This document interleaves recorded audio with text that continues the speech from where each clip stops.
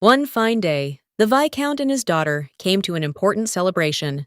The Viscount, looking at his daughter, declared that she must behave impeccably because this reception was very important for her. The Viscount said that her fiancé would also be present, and therefore she should behave appropriately. A moment later, he pointed her in the direction of the Leighton family's home. The Viscount reported that right in front of them was the Duke of Leighton and his wife. Irina looked at them with bewilderment as she saw the former duchess.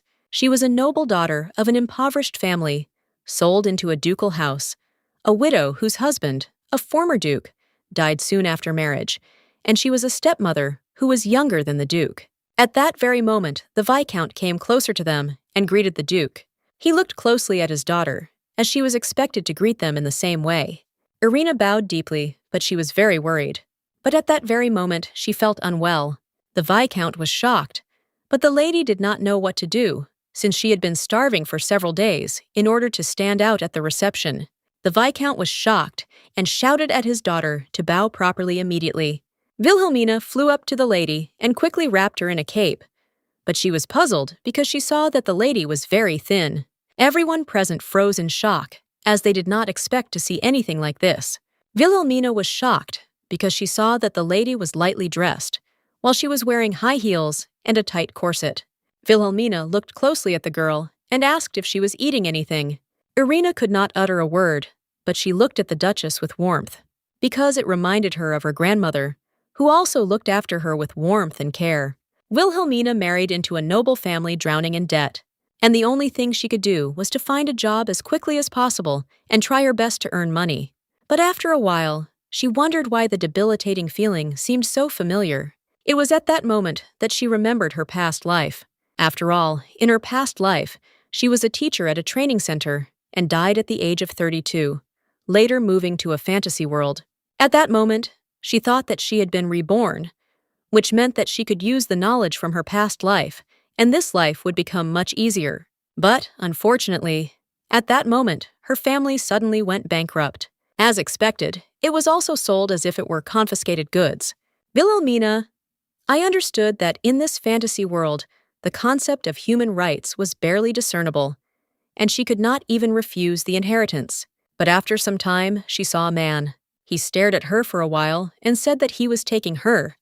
She was sold as a wife to an elderly aristocrat who had already buried 4 wives. After some time, she learned her new surname, and at the same time, she heard that this family was influential in the West. She understood that he had many wives, and they all seemed to suffer greatly when they were married to him. Wilhelmina wondered if she should run away, but after a moment, she dismissed those thoughts more easily, as she realized that she had nowhere to run. When she arrived, she was informed at the gate that the Duke had died. She was informed that he had died of a heart attack, but since she had not had time to hold the wedding ceremony with the Duke, she should still attend the funeral. Wilhelmina was shocked, because for the first time in both of her lives she had married, and at the same time she had become a widow in record time. In the confused ducal house, no one cared about the new mistress. She was never introduced to the family or the estate, but was simply sent to a separate estate. A few months later, the maid said with a smile, "Madam, that it would be nice if she dined with the Duke and Duchess in the main castle." Wilhelmina said with a smile that this was enough for her, because she liked living with them. Anna looked at her mistress with tears in her eyes as she was touched by her words. The lady asked the maid if she really had business in the main house today. She stated that this was not the case, but the investiture ceremony was last week, so the Duke is probably still busy. The maid said that a New Year's reception would soon be held, and that high-ranking guests from the imperial family would be there. But the lady was not at all interested in this. She understood that as soon as everything was settled, she would be thrown out into the street, because no family would want to keep a young widow. At the same time, she hoped that if she was kicked out or sent on a trip, they would at least give her a little money for the journey. A moment later, a man came to them and apologized for the intrusion, but he informed the young lady that the mistress wished to see her. Wilhelmina, in turn, understood that the Duchess wanted to see her, but she did not understand why. At that very moment, the young man declared that this concerned her future, and she was upset, as she realized that the moment of truth had arrived. Wilhelmina timidly asked if they really wanted to see her now, and the young man stated that it was all true. A moment later, the young man told Wilhelmina that the lady had asked her to watch her speech. Wilhelmina wondered if the Duchess wanted her to know her place and speak to her respectfully. The man stated that although the circumstances were difficult, she was still the senior in rank, and the Duchess was very strict about hierarchy, so she should address her as her daughter-in-law. Wilhelmina was younger than her husband, and besides, they were strangers, so it was not easy to address her as her elder. The perfect lady in the proud and flawless pearl of the West, Helena von Leiten.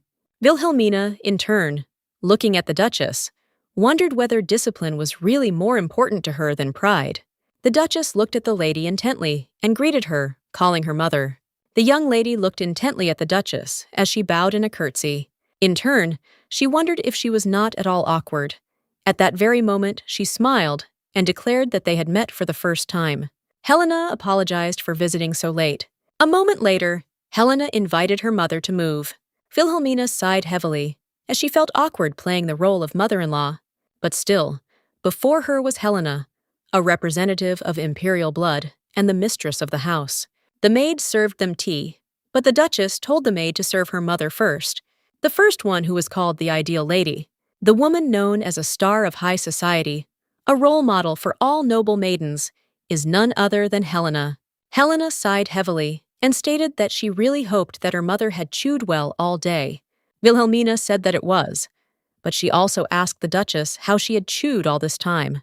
Helena, in the same manner, stated that she, as always, spent her days in worries. Wilhelmina understood the woman's words, and they sounded as if she shouldn't be offended, since she was too busy to invite her over. After a moment, Helena sighed heavily and stated that first of all she would like to discuss their plans for the future. The young lady knew that the time had come, and at that very moment she began to speak. But Helena interrupted her and stated that they would like to accept her as a full member of the family. Wilhelmina, in turn, was very shocked by such a statement. At that very moment, she felt ashamed of her actions, because she screamed out of surprise. She did not understand what was happening, because she was sure that they would simply throw her out. Helena stated that after she became a real part of their home, they wanted her to take part in the New Year and New Year's Eve receptions. Although she had never appeared in high society, even she understood how important the New Year's reception at the ducal house was, and if she really showed up at such a place, no matter how high the family's titles, they would not be able to avoid gossip. She remembered that she had said that there would be high-ranking guests at the reception. Since even the ducal house mentioned him with such respect, it meant that this man really occupied a high status. Frankly, she wanted to ask if they were in their right minds, as unpleasant as it was to admit. But she was most likely a stain on the reputation of the ducal house. Wilhelmina understood that this was hardly out of pity, because it was not charity. She knew that the title of mother-in-law itself gave her considerable power, and allowing her to keep it out of simple emotions would be too risky for the family. At that moment, she wondered what if all this was happening against Helena's will. She remembered how the butler said that the Duchess strictly adhered to the hierarchy. Wilhelmina wondered if she really was higher up in the hierarchy. The Leighton family was one of only 2 ducal houses in the empire, yet she knew there was only one person who could put pressure on them. In a moment, she wondered if this was really just the emperor's whim. Helena flinched, not expecting anything like that. The young lady realized that she had guessed correctly, and at the same time, she understood what she should pay attention to. She was surprised that the emperor made it clear that he was watching her, since he was a new man and had only ascended to the throne last year. Moreover, they said that he supported the Eastern nobility, since they played a key role in his ascension to the throne. Here is Leighton of the Western gentry. Your empress, the wife of the former emperor, gave birth to the eldest prince and Helena, and then the current emperor, the son of the second empress, died. In their eyes, the emperor, who had overthrown the eldest prince and taken his place, was undoubtedly a political opponent, and Helena, the prince's own sister, undoubtedly looked like a political opponent. Wilhelmina knew that Leighton was a powerful house with extensive holdings and impressive wealth, and had enormous influence in high society. The emperor, who had just ascended to the throne, could not so easily touch them. Denigrating such a family or turning political intrigue against them was not an easy task. At that very moment, the young lady realized that it was the death of the former duke that had created the breach. She could judge from the Duchess's reaction that the emperor had taken advantage of this, but now the picture was becoming clearer to her. After all, the cruel previous duke, who had killed 4 wives, suddenly died, and the House of Leighton, who had bought the 5th wife, now wanted to get rid of her as an unnecessary commodity. This is blatant immorality for the emperor, who controlled the noble registers. This is more than enough to intervene. No one except the emperor would have dared to force the ducal house to accept a great lady from an impoverished family. In the end, they decided it was better to keep it under his own roof, rather than expel and attract the emperor's wrath. Even if the emperor did not directly pressure them, it is possible that they were simply scared and decided to play it safe. Be that as it may, it proved how sensitive the ducal house was to the political situation in the empire. Now they could not kick her out. At the same moment, she said with a smile that it was very interesting. The Duchess was stunned by her reaction. A moment later, the young lady realized what political intrigue really was. She said with a smile that life in a separate estate was comfortable, and it seemed to her that everything would continue to be calm. And since Helena asked her, she decided to attend the reception. At that very moment, she stated that, unfortunately, she lacked many skills, so she needed help. She had neither a dress nor any jewelry, even for a person far removed from social events. It was clear that if she had appeared in a nightgown, everyone would have laughed at her. Wilhelmina said with a smile that she needed to buy something. Helena sighed heavily and asked if she needed anything else. Wilhelmina said she heard it gets very cold in the west in winter, so she could use some outerwear. Helena said that she would certainly send a tailor to her. She immediately called her maid, as she wanted to give her a task. Wilhelmina immediately declared that she did not need a tailor, but he was needed by the boys who worked on their separate estate. At that moment, she thought about it and, after counting, declared that she needed about 30 sets. Wilhelmina sighed and stated that she thought the servants' clothes were too light, and everyone present froze in shock. It was not hard to guess who made the maids wear such tight tops. She knew that her maid came every morning and warmed herself by the fireplace. Wilhelmina, looking at the Duchess, declared that this would be enough. The Duchess looked at her in bewilderment and asked if she was sure of her words. The young lady said with a smile that everything was correct. Wilhelmina looked at Helen intently, but seeing her stunned expression, she expected that, having sorted out the situation, she would ask for money or jewelry. But the young lady knew that greed could play a cruel joke. Even though the situation had now changed in her favor, she was still a nobody in the ducal house, and she had no connections. She knew that if she went too far, she might be left as only a nominal senior mistress, without any real power. Therefore, when the house showed generosity, it had to be accepted calmly, and this became her new life principle. A moment later, she announced with a smile that it was time for her to leave, as she had a morning meeting. Wilhelmina knew that at this time the little ones from the laundry were coming to her, and she wondered if in a world with magic, they hadn't invented a washing machine with their hot water. But after a moment, the young lady stopped. Helena looked at her in surprise, not understanding what else she wanted to say. Wilhelmina looked at Helena and declared that she was a wonderful daughter-in-law. Helena was taken aback and asked in surprise what she meant. The lady declared that this was not just politeness, but sincere praise, and she was now speaking in all seriousness. Calling a person she couldn't stand mother was no easy task, but now she understood even more what a strong and resilient character was hidden behind the mask of the ideal housewife. For a moment, Helena sat in a daze, staring intently after the young lady. After some time, she stood by the window and thought about Wilhelmina's words. She also remembered the servants who spoke warmly of her, because they said that she was very kind and took great care of them, and she also remembered all their names.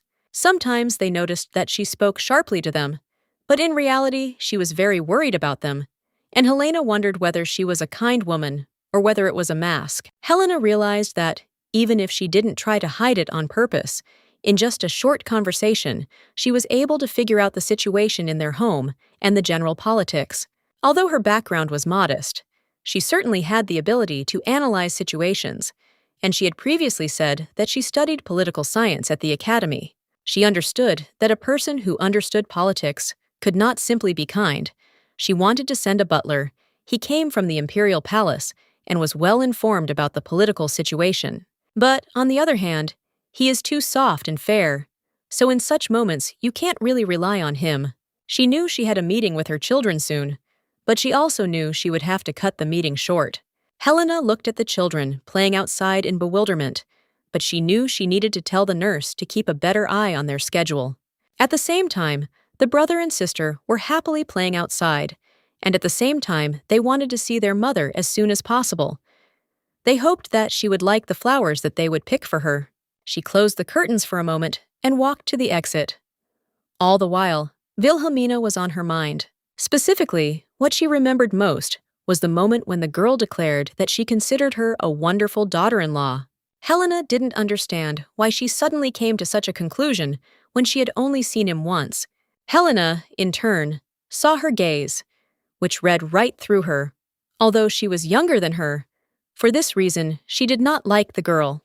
The young lady looked intently at her teacher and said that she must fill in the most important thing about the return of transmigration and reincarnation. She said that this is the basis of web novels. The return preserved the memory and knowledge that the hero had. Having one of the students rant about clichés for a few minutes helped her when she transformed into Wilhelmina, but now she understood that this was not enough. She preferred to be reborn as the leader of world history. Even in a fantasy world, she would have at least a little better understanding of human rights, working conditions, and culture. Wilhelmina was a little puzzled, as she saw that child labor was now being exploited, and the working hours were very brutal. She lived in a separate building, so she changed her schedule at her own discretion. Some time ago, she informed the maid that she did not need help washing, and it was enough for them to prepare food. She yelled at the maid because she was cleaning at night, and even at midnight. She said that the maid could do it at any time. She didn't understand how such little children, the eldest of whom was only 10 years old, could work to earn money. She knew that if they were born into aristocratic families, they would become knights. Wilhelmina understood that things would be a little easier for them then, but they were forced to do hard work. She couldn't say that they shouldn't do this kind of work. She knew that taking their work away would mean taking away their place in society. Wilhelmina, I understood that this problem was not only the management that forced children to work, but also the social system itself that allowed it. A moment later, all her thoughts disappeared as a young girl approached her. The girl said that her facial expression looked very stern. She was taken aback as she realized that her expression frightened them. But at that very moment, she declared that everything was fine. They didn't need to worry. She also asked the girl if she had eaten the potatoes. She said with a smile that she had eaten everything and didn't need more. Wilhelmina realized that the girl was simply remembering how she used to sit her on her lap.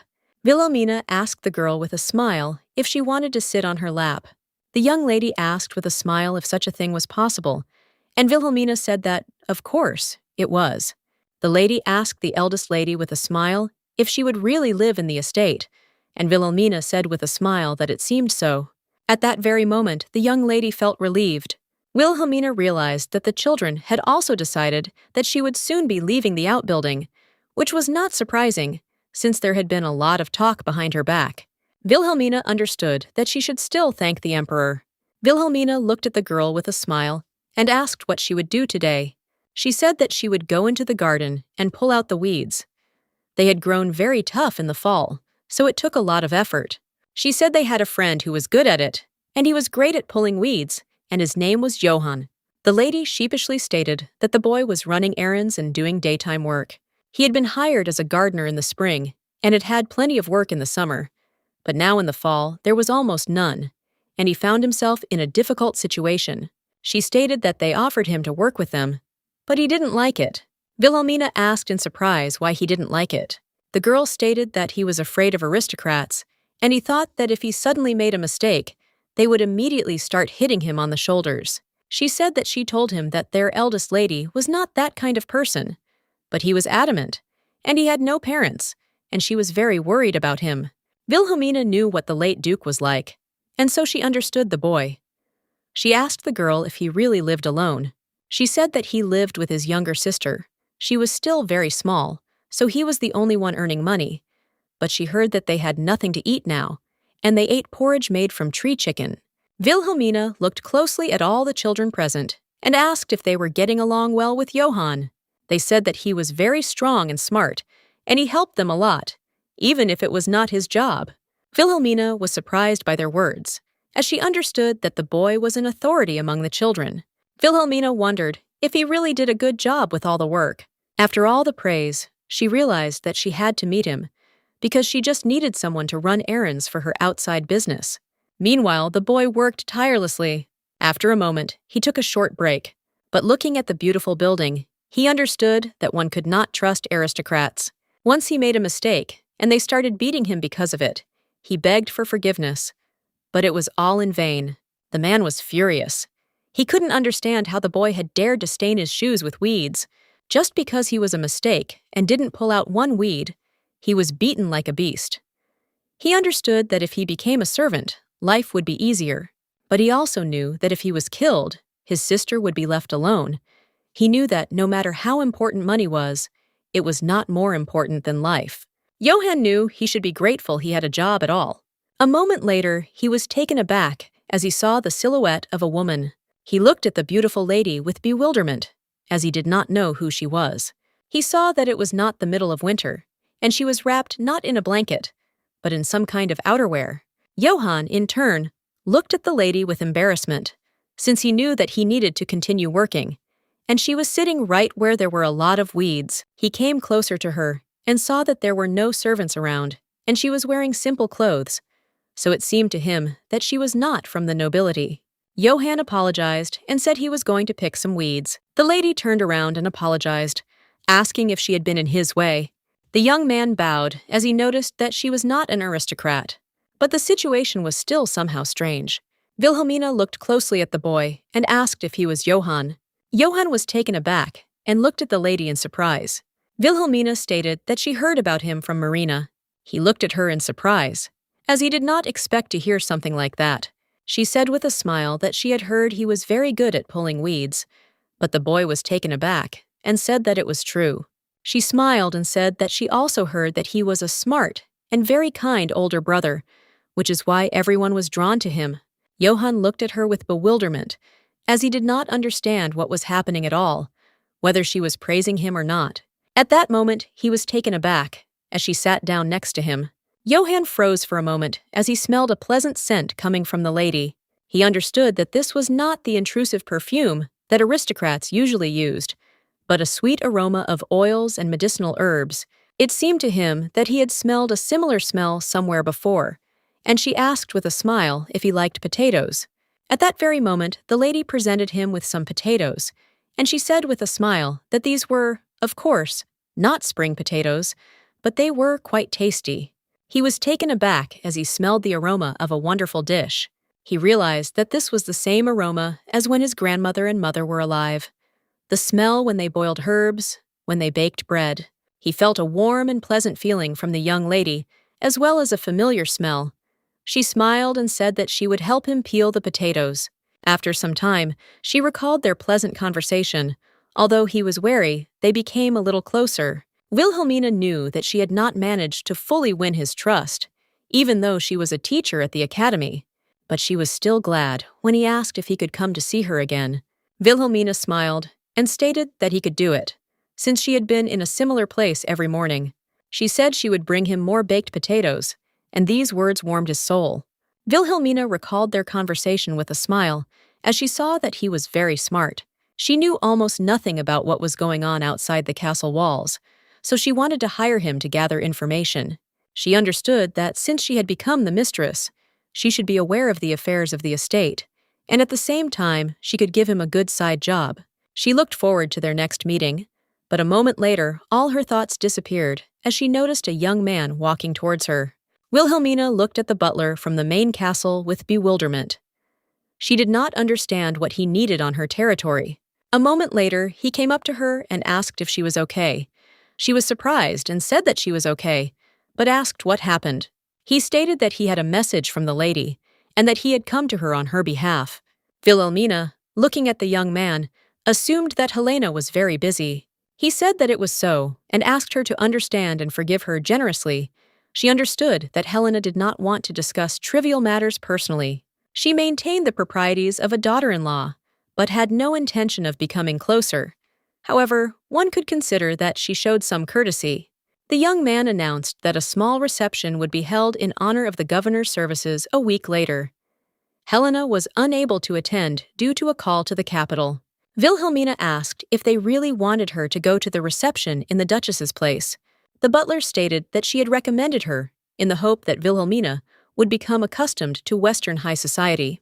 Wilhelmina sighed and thanked them for so nicely calling her a replacement. The young man stated that several of the Duke's close associates, the governor, and close acquaintances would be at the reception. She sighed heavily and said that she agreed to go. The young lady understood that she had no choice anyway.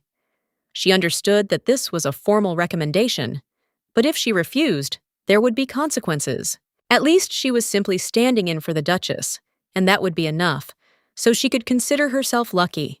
The butler announced that he would invite a dressmaker and a socialite. He said that since she would be appearing in the Western world for the first time, she needed to know all the rules. Wilhelmina knew that she did not quite look like an aristocrat, and they wanted to teach her some manners, so she asked the butler to invite them in the afternoon.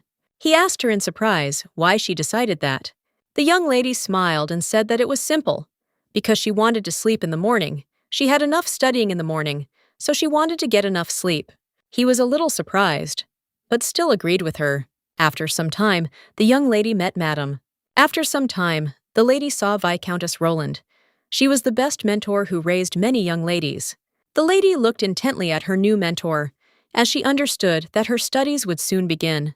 Viscountess Roland was the author of a book on modern etiquette for ladies, which became a hit in the capital.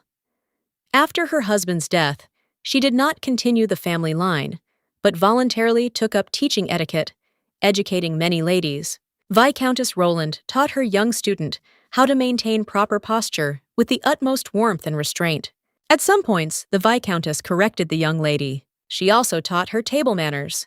At the same time, the Viscountess demonstrated how to pronounce a toast correctly.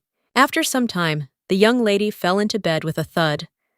She understood that being the mistress of the Duke's house was not an easy task. She had expected this, but she was still dead tired. Wilhelmina was a little glad, as this day had brought her fewer reproaches. She knew that she would definitely do better tomorrow. The next day, the Viscountess said with surprise that the lady remained remarkably calm. Even with the slightest mistakes, Anna maintained her composure and behaved with dignity. The lady said with a smile that this was thanks to her instructions. The Viscountess stated that there were a few glitches, but since she did not have to dance, the party should go off without a hitch. Wilhelmina knew she didn't have a partner, but she knew it was for the best. At that very moment, Madame began to talk about their next step in their studies, but suddenly she began to cough violently. Wilhelmina looked at Madame in surprise, as she did not understand what was wrong with her, because she was pale. The Madame sighed heavily and told the lady that she would tell her everything now. Wilhelmina was taken aback and said that if the training could be done in your presence, she could do it sitting down. Madame looked at her in surprise, but still agreed. A moment later, the young lady helped her mentor approach a small sofa. At that very moment, she approached the small table, as she wanted to give something to Madame. A moment later, the Madame asked the lady in surprise what she had given her. Wilhelmina said with a smile that there was a small stone inside, and since it was hot, she wanted to put it in her handkerchief. The Madame asked with surprise why the lady had given her something like that. Wilhelmina came closer to her mentor and said that her hands were cold. Wilhelmina saw that during the training, Madame took off her gloves several times and rubbed her hands. She knew it was typical of people with their cold hands. She could have simply taken off her gloves, but since her manners were so impeccable, it meant she strictly followed etiquette. A few moments later, the Madame thanked the lady with a smile for such care. Madame declared that it was a very unusual hand warmer. The lady said that the stone was brought by a servant, and she only wrapped it in cloth. The Madame asked if the lady had actually bought this fabric. Wilhelmina said with a smile that this was not so, and she sewed it herself. The Viscountess was surprised and asked the lady if she had really done something like that for the servants. Wilhelmina said with a smile that it was true, and that it was not difficult at all. At the elementary school learning center, she had to do all sorts of things, and sometimes she would mend clothes for children who had fallen or embroider names on shoe bags. Wilhelmina, I told her that as autumn was drawing to an end, the children began to complain that it was too cold for them to wash their clothes, so she made one bag each, but ended up sewing 20 of them. The Viscountess was surprised to hear this, and at the same time she noticed that the lady had skillful hands. Wilhelmina asked if everyone could do this, and Madame said that embroidery was part of education, but not everyone could use such skills for the sake of servants. A moment later, Madame took off her gloves and began to warm her hands. The Viscountess looked in surprise at the tea, which was with ginger and dried fruits. She asked the lady if she had really selected such ingredients herself. The lady stated that this was so and asked the teacher to drink the tea before it got cold, that ginger was quite expensive. Wilhelmina said with a smile that she doesn't like the cold. She said that in the western lands, the climate was colder than in the capital, and even autumn felt like winter. Wilhelmina looked at Madame with a smile and said that it was easy to tell from her clothes how cold she felt. She smiled and also stated that she didn't like the cold either. Wilhelmina couldn't imagine what it was like to lose a husband, but at least she understood the cold. For this reason, she just wanted to warm up Madame with something small. A few minutes later, Madame stated that she would like to sum up their training in a few days. The Viscountess said with a smile that she had been teaching young ladies etiquette for several decades. How to hold a fan correctly, which hand should you leave free when walking with a man, what drinks you can drink, and what foods you should not eat. Wilhelmina looked at Madame with bewilderment, as she was supposed to announce the results of the training. Madame stated that after spending many years in this field, she realized that true learning cannot be conveyed through words alone. Wilhelmina looked at her mentor with a smile, as she understood what she was getting at. Wilhelmina, in turn, remembered how she often chased after students. She quarreled with them every time and made a remark to them. The Viscountess, looking at the ladies, said that everyone said that she taught manners, but in fact, she would like to teach them to be an example for other aristocrats. She wanted to speak about the duty and dignity of those who stood above. Wilhelmina asked Madame if she was sure she could get up already. At that very moment, the Viscountess approached the young lady. She looked at the lady with a tender smile. The Viscountess said with a smile that in this sense the Duchess lacked nothing. Madame declared that the lady had a way of thinking which she was not able to teach. She said that she had been observing her good deeds for several days. She watched the expressions on the faces of the maids who served her. She saw the onion-faced looks watching her from the door with concern as she scolded the lady. The madam said with a smile that the lady possessed the most important qualities a lady should possess. So that was the end of their training. After some time, the young lady learned that only 40 nobles would be at the celebration. Considering the status of the Margrave, this is a surprisingly small number of people. The Margrave's line is as ancient as the ducal house. The Margrave was a knight respected by the military, but the young lady did not understand why such events were held in such a small circle. But recently, the Viscountess informed her that officially the Western lands were still in mourning. She knew that the word meant that no one actually thought that way. Less than 2 months had passed since the late Duke's death, but judging by the fact that no one observed mourning, his popularity seemed to leave much to be desired. However, she herself had only worn mourning for a week, when widows must wear black for several years. And she also saw that Helena was holding up well. She knew that the Duchess had a hard time, because her father-in-law already had 5 wives, so the lady wanted to set a worthy example, like a mother-in-law. So she intended not to interfere in anything, because she knew that when the elders interfered, things only got worse. A moment later, all her thoughts vanished, as the maid called her. Wilhelmina said with a smile that the party would soon begin, so it was time for them to go. Some time later, the young lady was at the party. She looked into the distance and noticed the Duke, but she saw that he was much younger than she expected. Wilhelmina saw that instead of the head of an ancient family, he looked more like the CEO of a startup. She had heard that Leighton was a clan that had once broken away from the imperial family, and she knew that even his hair showed that. It's ironic that her first official meeting with her stepson took place at someone else's party. And besides, accepting a stepmother who was younger than him, even for a person from the modern world, was not easy. She assumed he would feel repulsed by her. A moment later, the Duke came closer to her and greeted her with a smile, calling her mother. Wilhelmina froze in shock, as she had not expected anything like this at all. He greeted her with a smile and introduced himself. She was taken aback by his greeting, but in turn did not forget to introduce herself, although she only gave her first name. The Duke, with a joyful smile, added their surname to hers. Wilhelmina was very puzzled, but still added her last name to her first name and said that she was glad to meet him. She didn't understand what was happening, and it seemed to her that this was more like a class leader welcoming a new student than meeting her stepmother. For a moment she looked at him, puzzled, as he glowed with happiness. The Duke said with a smile that, given the circumstances, he wanted to apologize for not being able to show her the hospitality she deserved. She hadn't felt such intense friendliness in a long time, but in turn, she said with a smile that there was nothing wrong with it, because he was busy. He said that he had previously told his wife that he should have said hello first, but she said that she needed time to get used to it. He said with a smile that this was the reason he could not come. She was puzzled, as she thought that such things did not need to be mentioned. Wilhelmina understood that one might think from the outside that he was slandering his wife. She knew that at such moments they usually looked at the butler's reaction, but when she did something like this, she realized that it was useless. She knew that there was no talk of any period of adaptation, and this was the most direct hint that she did not need to tease the geese any further. The Duke looked at the lady with a smile and said that he was very glad to see her in good health. He asked if she was living comfortably in the estate. She said with a smile that she had lived without any particular problems. At the same time, the young lady understood that she should not give in to his mood. The Duke said he was worried that the place where she lived was far away. Michael said with a smile that if she wanted, she could move to their main castle. She blocked his blow and declared that she liked the place. She was already disgusted when people looked at her from behind the scenes, so she didn't even want to meet Helena.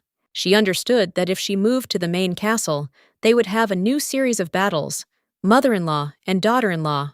She sighed heavily as she realized that this was like the beginning of a reality show about divorces, and it was clear to her that in the end she would just end up as the villain. At that very moment, the Duke looked at the lady as if he wanted to tell her something, but the butler intervened in their conversation and announced that everything was ready for the reception. Wilhelmina was glad that he intervened in their conversation. At that moment, the Duke looked at the lady with a smile and invited her to go. He called her mother with a smile, but for some time, the lady hesitated to take his hand. But at the same time, she understood that she was replacing Helena, so she needed to fulfill her role properly. After some time, the man announced all the guests present. At that very moment, the Count approached the young people and greeted them. For some time, they engaged in casual conversation among themselves.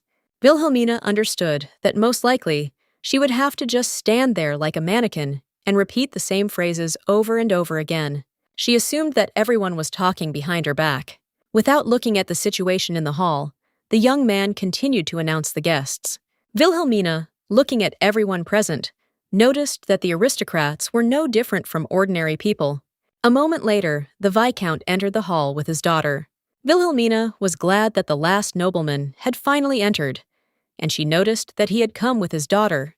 But after a moment, the lady noticed the girl, as she was wearing very high heels. She also noticed that the girl's corset was too tight, and on top of everything else, she was wearing an off-the-shoulder dress, which she assumed was to make the baby look seductive. At that very moment, the Viscount looked at his daughter and told her to walk more evenly. Wilhelmina looked at the man with fury, as he was simply mocking his daughter. At that very moment, they approached and bowed in greeting before the Duke. Wilhelmina was puzzled and did not understand how the girl could greet someone with such a corset. This worried Wilhelmina greatly, and a moment later, she saw that the girl had become ill. After some time, the young lady woke up in a place unknown to her. She was taken aback and wondered what she had done at the reception. But a moment later, she saw the widowed duchess standing before her. Wilhelmina looked closely at the girl and stated that she had been vomiting for a long time. She also asked if she was feeling better now. Irina was taken aback, as she remembered everything in general terms. Wilhelmina told the girl that she had made soup from well-grated pumpkin, so the girl should eat it. The lady was puzzled. She didn't understand what was happening. Wilhelmina looked closely at the Viscount and declared that the child was dizzy and therefore she intended to take care of her herself. The Viscount was taken aback and said that she did not need to bother so much. She looked at him menacingly and said that he should go and enjoy the reception. At the same time, she saw how everyone was looking at her and had already begun to whisper. The Duke looked at his mother with surprise, as he had expected something similar from her. At that very moment, he told the butler to call the doctor and take the girl to the restroom. The young lady was taken aback, as she understood that this was a disgrace for her. Wilhelmina calmly stated that there was no need for a doctor, and that the butler could simply bring warm water with honey. Wilhelmina looked at one girl with a gentle smile and declared that everything was fine, and she could relax, as everything would soon settle down. The young lady was amazed by such warmth. At that very moment, Wilhelmina apologized to those present for the commotion and announced that she would be leaving for a short while. At that very moment, she looked menacingly at everyone and declared that since this was a reception in honor of the governor of the border zone, it was worth congratulating him properly. But she put a rude subtext into her words, that everyone present should not then gossip about the child behind his back, while they should mind their own business. At the same time, the young lady was filled with shame, because she did not know what to do now. She looked intently at Wilhelmina, because from a distance she seemed to her like a stern lady, but up close she was quite soft. A moment later, the young lady began to pour tea. She enjoyed every smooth sip of the wonderful drink with a smile. Wilhelmina said with a smile that the drink contained excellent honey. Irina enjoyed every sip with a smile, while feeling the lady's warmth and care. But a moment later, her expression darkened as she realized that if she ate too much sweets, she would gain weight. At that very moment, she stopped, and the lady asked her if she didn't like the drink. Irina said with a smile that she liked everything, but at the same time, she felt awkward about her hospitality. Wilhelmina looked closely at the girl, as she understood that something was wrong. Wilhelmina smiled warmly and declared that the girl should drink it all. Wilhelmina saw that the young lady was not reaching for the drink, so Anna said again that the lady should drink it all. Wilhelmina sighed heavily, and at that very moment approached the girl. She looked intently at Irina and asked her not to move, while she began to unlace the corset at the back. The young lady was embarrassed, as this was a shock to her. At that very moment, she turned around and asked the lady not to do such a thing. Irina was frightened and did not know what the Duchess was planning. She wondered if Madame had any secret hobbies. Wilhelmina sighed heavily as she realized that the hooks in the front were also unfastening. The young lady became even more and more embarrassed, but at the same moment the channel was taken aback and declared that in this position her belly would stick out. Wilhelmina looked closely at the girl and stated that if something else were to get in the way later, they could loosen it from behind as well. Irina was in shock, because she knew that she was not married yet, and she could not just sit in the room with naked skin. At that very moment, Wilhelmina threw a small cape over the girl. She looked intently at Irina and declared that no one would come into their room and that she didn't need to worry. After which, with a smile, she offered the girl a drink of soup before it got cold, and now that her corset was unfastened, she felt much better. The young lady was very surprised, but she still saw that she could breathe much easier. She was excited because she even had to sleep in the corset, and now that she took it off, she could breathe easier and her stomach did not hurt.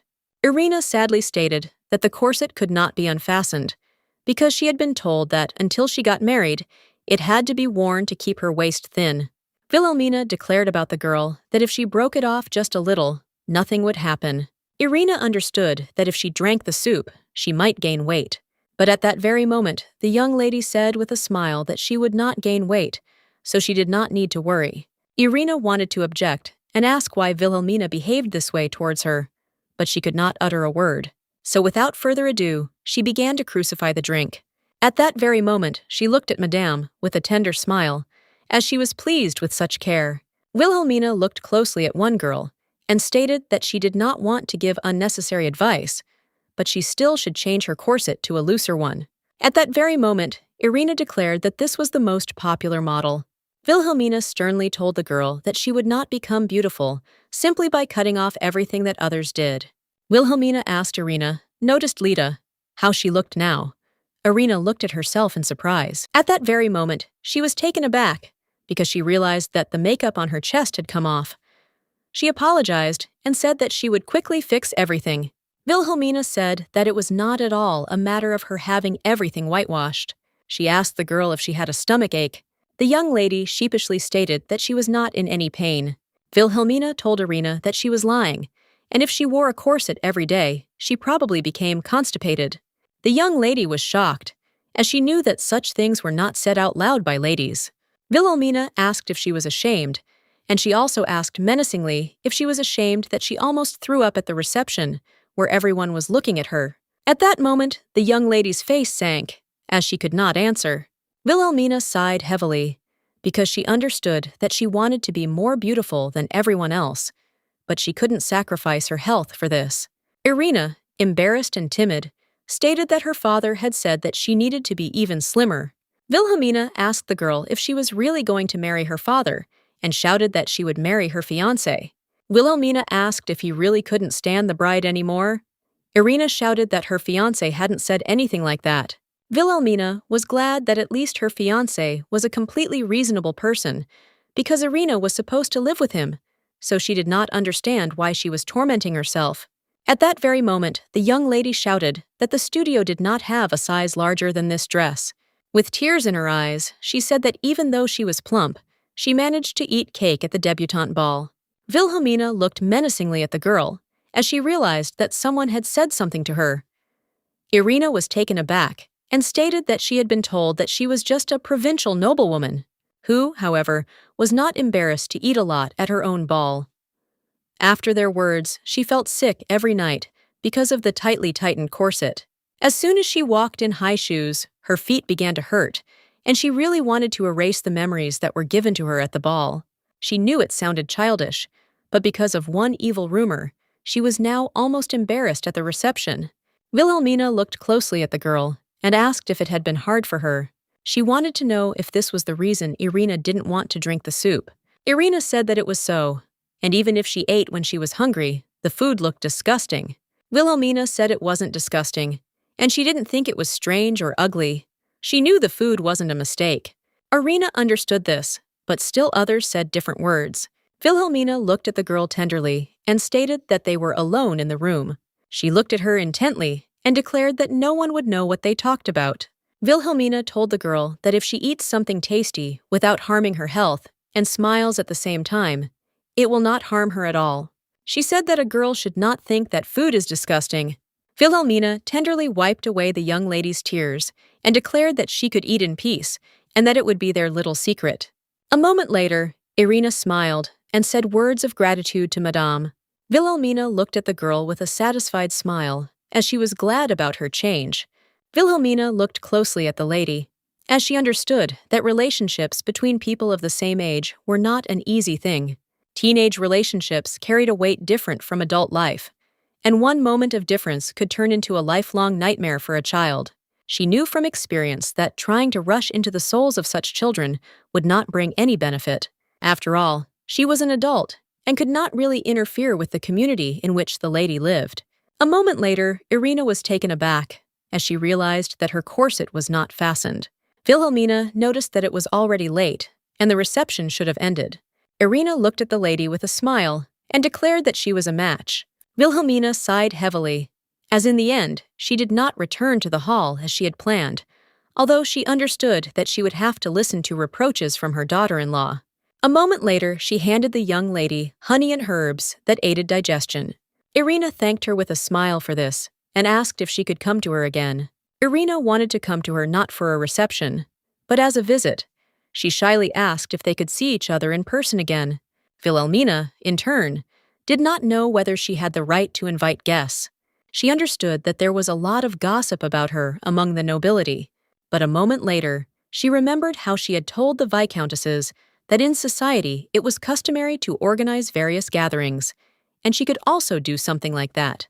The viscountess said the lady could have organized a literary circle or a tea party.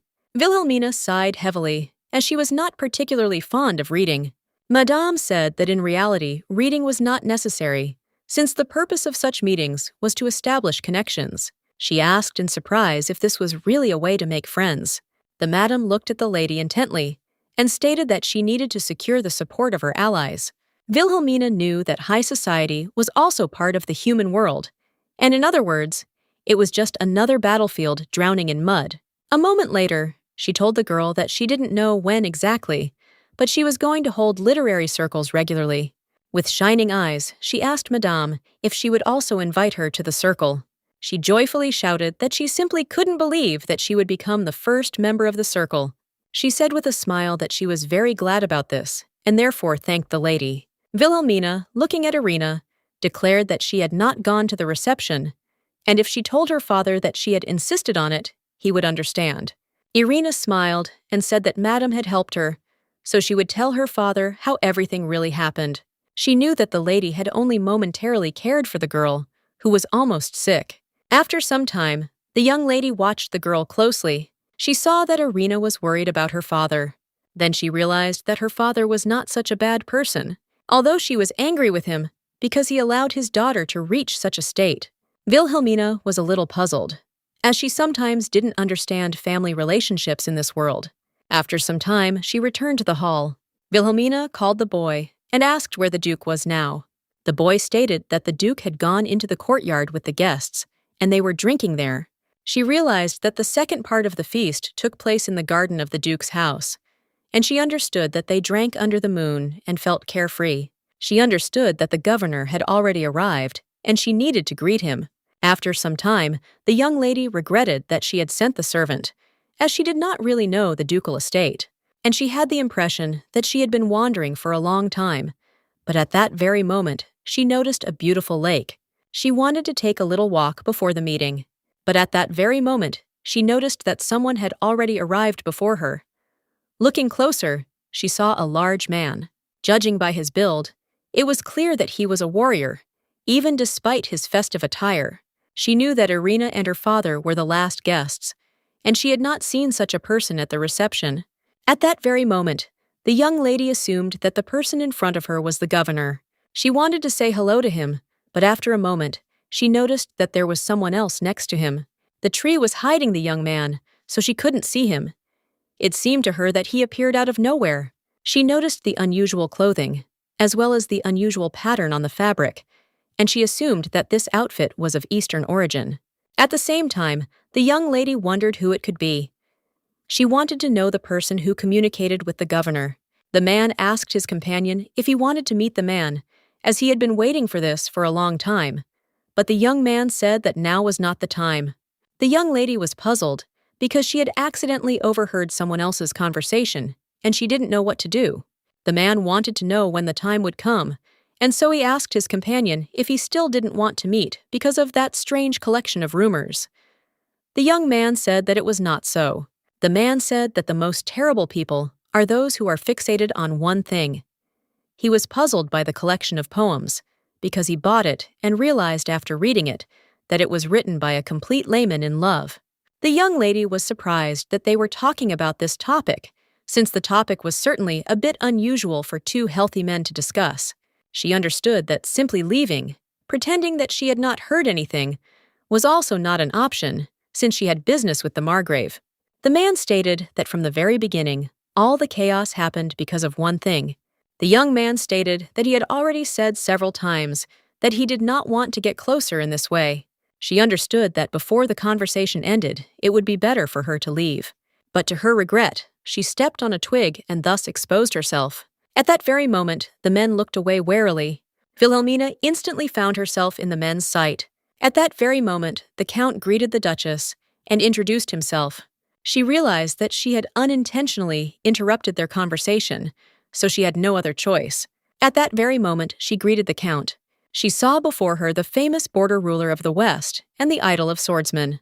As expected from him, there was an aura about him that she had not felt from anyone she had met before. But after a moment, she turned her gaze to the young man who had hidden his appearance. Wilhelmina stared at the man for a moment, as he spoke confidently for several minutes, and now stood frozen like a statue. She apologized for not being able to attend such a noble celebration, as urgent circumstances had arisen. The Count stated that he had heard of her circumstances, and that as the organizer of this reception, he was simply doing his duty. He stated that she did not need to worry about such things, and the young lady thanked him with a smile for his understanding. At that very moment, she asked who the gentleman was, who was hiding behind the knight's vestments. The count immediately declared warily that this was his acquaintance. She was surprised because he tried to hide the person behind him, so it seemed to her that they did not want to reveal his identity. She understood that it would be better for her not to interfere, because nothing good would come out of it. But at that very moment, she said that she heard that a feast was planned. The count stated that this was so, but he did not drink alcohol. But of course he was invited, and he intended to attend. She asked in surprise if he really didn't like alcohol. The count stated that it was not that simple. It was his wife's request. She saw that he was a very caring man. But she also realized that the large man still became soft in front of his wife. Wilhelmina saw that even his face changed a little when he spoke about his husband. He asked if she had planned to join the feast in the inner palace. She smiled and stated that it was not so, and she had come to such a place only to see him, and since they had met, it was time for her to return. At that very moment, the count declared that the duke had been looking for her some time ago. Wilhelmina said with a smile that she understood perfectly well where her presence was not required.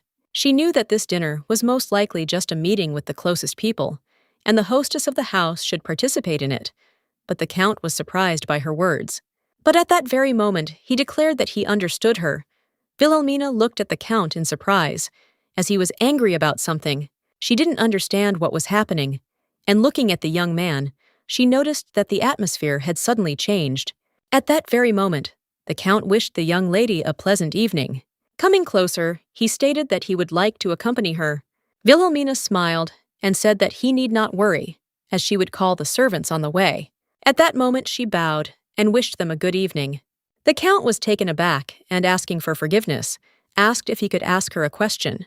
Wilhelmina looked at him in surprise and said that she was listening to him. He asked her if she had ever had a man with whom she had been romantically involved. She was taken aback and looked at him in bewilderment, as she did not understand what he had just asked.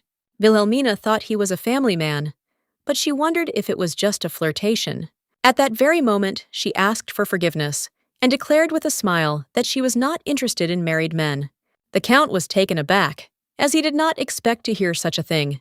At that very moment, he cried out that she had misunderstood everything and that he loved his wife very much. The young lady froze for a moment as he came very close to her. He apologized for his tactlessness and immediately pulled away from her. A moment later, he glanced sideways at his companion. He sighed heavily because everyone said that he was a peculiar person, and it was true. The lady looked at him in surprise, as she had not heard what he had said. But at that very moment, the count declared that he had simply voiced his thoughts out loud. He looked closely at the lady and asked if she had studied at the academy. Wilhelmina looked at him in surprise and stated that it was so. The count sighed and asked if she would believe him if he told her that someone she had met was waiting for her there now. The young lady was taken aback for a moment, as she did not understand what he was talking about. She wondered who she had met at the academy. She didn't understand who was still waiting for her. The young man looked at her intently, waiting for her answer. Wilhelmina looked at the count with a smile, not knowing what to answer him. But a moment later, she apologized and stated that she was not interested in new religious movements. The count was taken aback and froze with bewilderment on his face. At that very moment, he sheepishly asked her for forgiveness and asked her not to make fun of him. She realized that he was caught.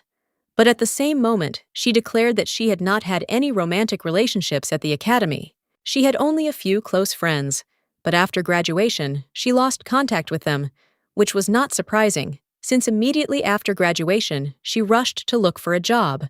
She also stated that all the others were nobles and had gone to their family estates, that during their studies she had no time for romance, nor after, that the count said that this was very strange. He asked in surprise if she had never received a confession of feelings. She smiled and said that perhaps he had confused her with someone else. The count said that this was not so, and that it was unlikely that another such peculiar person existed. Wilhelmina looked at him with fury, as she realized that he had called her strange. The count glanced sideways at his companion and stated that, listening to her, it seemed as if she had been rejected after her confession. He assumed that he had simply imagined something different. She sighed and stated that she had no such connections. He said that it was very strange, and asked if she had never even received a declaration of love. Wilhelmina said she also found it surprising, because she thought she would be a success. But alas, although she had plenty of self-confidence, he looked at her in surprise, as he did not understand what she was talking about. She smiled and asked what was wrong, and at that moment, he realized that she was just making fun of him. If she had known that everything would turn out this way, she would have studied better and harder. But still, she couldn't stop thinking about the man in the helmet, because all this time he was watching her. She wondered if she really was that curious. Wilhelmina understood that if she were in their place, she would also look at it that way, because she was younger than her daughter-in-law, and this was an absurd drama. A moment later, she approached her house and was taken aback. The young lady was surprised, because she saw a maid with a little girl. She asked in surprise what they were doing on the steps, and at that very moment, they happily rushed towards her. Marina ran to the elder lady with a joyful smile, as she was glad that she had returned. Anna was alarmed that her mistress came alone, because it was dangerous. Wilhelmina said with a smile that there was nothing to be afraid of, since they were in the castle, but she still wanted to know what they were doing in a place like that so late at night. Anna stated that they were worried about when the elder lady would return. Marina said that Anna was worried that the elder lady might get hurt.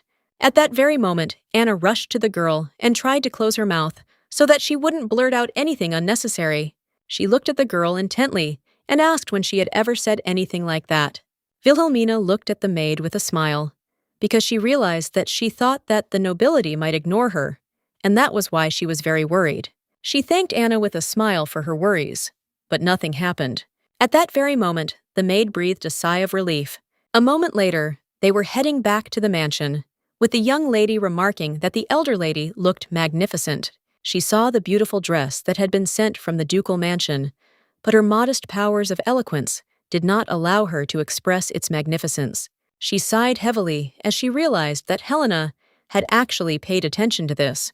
Wilhelmina knew she wasn't to her liking, but since she had prepared an outfit that befitted her status as the eldest duchess in this, her pride in her family was felt. Wilhelmina immediately noticed that the outfit was truly beautiful. The young lady said with a smile that the elder lady was beautiful, and she was more beautiful than any dress, for she shone like a star in the night sky. Wilhelmina thanked the girl for the compliment with a smile, and suggested that they go inside and drink a cup of hot milk, and then go to bed. Anna said with a smile that she would prepare everything. Wilhelmina smiled and asked her to prepare some cups, as she wanted to drink milk with them. She smiled and agreed with the lady. The ballroom was luxurious, and the castle next door was majestic. But still, the best was where she lived. After some time, the count returned back to the castle. He glanced sideways at his companion and asked if he was nervous. The young man sighed heavily and stated that it was so. The man who had not flinched in the face of hundreds of enemies could now hardly breathe in front of one woman. The count sighed heavily and asked the young man why he didn't just take off his helmet and say hello properly. He stated that he had not expected such a meeting at all. The count wonders whether this is stubbornness or excessive devotion. He knew that whatever the situation on that side, it seemed that the woman named Wilhelmina was living quite well. She showed no signs of fatigue from family conflicts. On the contrary, she held herself confidently, as if she were the mistress of the house. The count told his companion that he supported him as a token of gratitude for the help he had provided, but he should not overdo it. The count said that the young man must remember that he could not leave his place for long. At that very moment, the young man took off his helmet and thanked the count for his advice. The count looked at the young man intently and declared that if Jake saw him in such a state, he would be greatly disappointed. He smiled and stated that there was no other way to get in. The count asked what the young man was going to do now, since he was here by invitation and planned to meet with their duke. The young man declared that he was leaving because he had come to congratulate the count and not to bring discord into his family. The count thought for a moment, as he realized that the duke hardly thought so. At that very moment, the young man announced that it was time for him to leave, and he also said that there was no need to see him out. The count understood that it would be wonderful to share the cup of wine with him, but since he had come, he would have to let him go. At that very moment, he bowed and said goodbye to the young man. As he left, the young man looked menacingly at the count and declared that he should check the conditions in which the young lady lived. He wanted the count to report everything to him immediately, and the count bowed in agreement. The next day, the young lady met with Johann, and she asked him if, in his opinion, the most successful trading guild now was Goldrail. Johann, eating delicious potatoes, declared that this was true, because they really did have absolutely everything. She knew that this was a new trading company that had only recently received a noble title. For ordinary people, they sold all sorts of small things, and for the nobles, they supplied food and spices.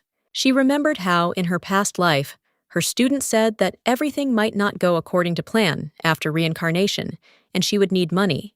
In general, she agreed with this statement, because now she could only count on the support of the Duke, but she did not know what would happen next. She was not fit to use the ideas of modern scientific knowledge and culture, because she was a layman in applied science. At that moment, she looked at the boy and asked if there was any interesting news about the guild. He stated that a girl was selling flour there. Wilhelmina was surprised, as she did not expect to hear such a thing. He said that there was a shop where they sold flour, salt, and sugar, and the owner's name was Jane, and the girl was really unusual. She was the youngest in his family, but she seemed to have huge ambitions, as she came up with original advertising to sell more goods. She also held sugar tastings so people could experience the taste of sugar, but the sugar itself was very expensive. As a result, the head office sent an employee to stop this tasting, and she was terribly angry with him. Wilhelmina thought about the girl for a moment, as she was a stubborn and determined youngest daughter in a family of newly rich people. She realized that this was the ideal candidate, but she didn't expect that the right person would be found so quickly.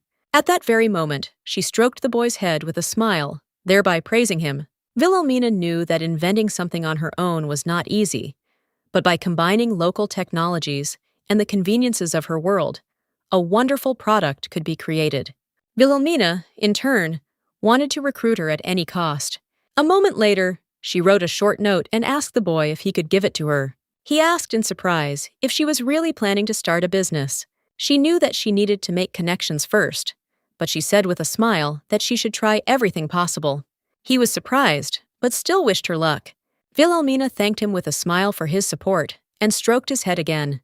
At the same moment, the boy announced that it was time for him to go and tend the garden, and she asked if they could go together. Johann asked her in surprise where she wanted to go. She smiled and said that she needed to see the Duchess. At that moment, the boy was taken aback and froze in shock, but she smiled and said that he didn't need to worry. Wilhelmina knew that since her relatives had asked for a meeting early in the morning, it meant the matter was truly important. She understood that the topic was already clear, and the incident that happened at the reception. She understood that they had a lot of questions, but at the same time, she wished that she would have been the one to bear all the disapproval. She knew that then the gossip about Irina would die down, because slander tends to concentrate on one person. She knew that if the Duchess began to express dissatisfaction after this, she would simply apologize.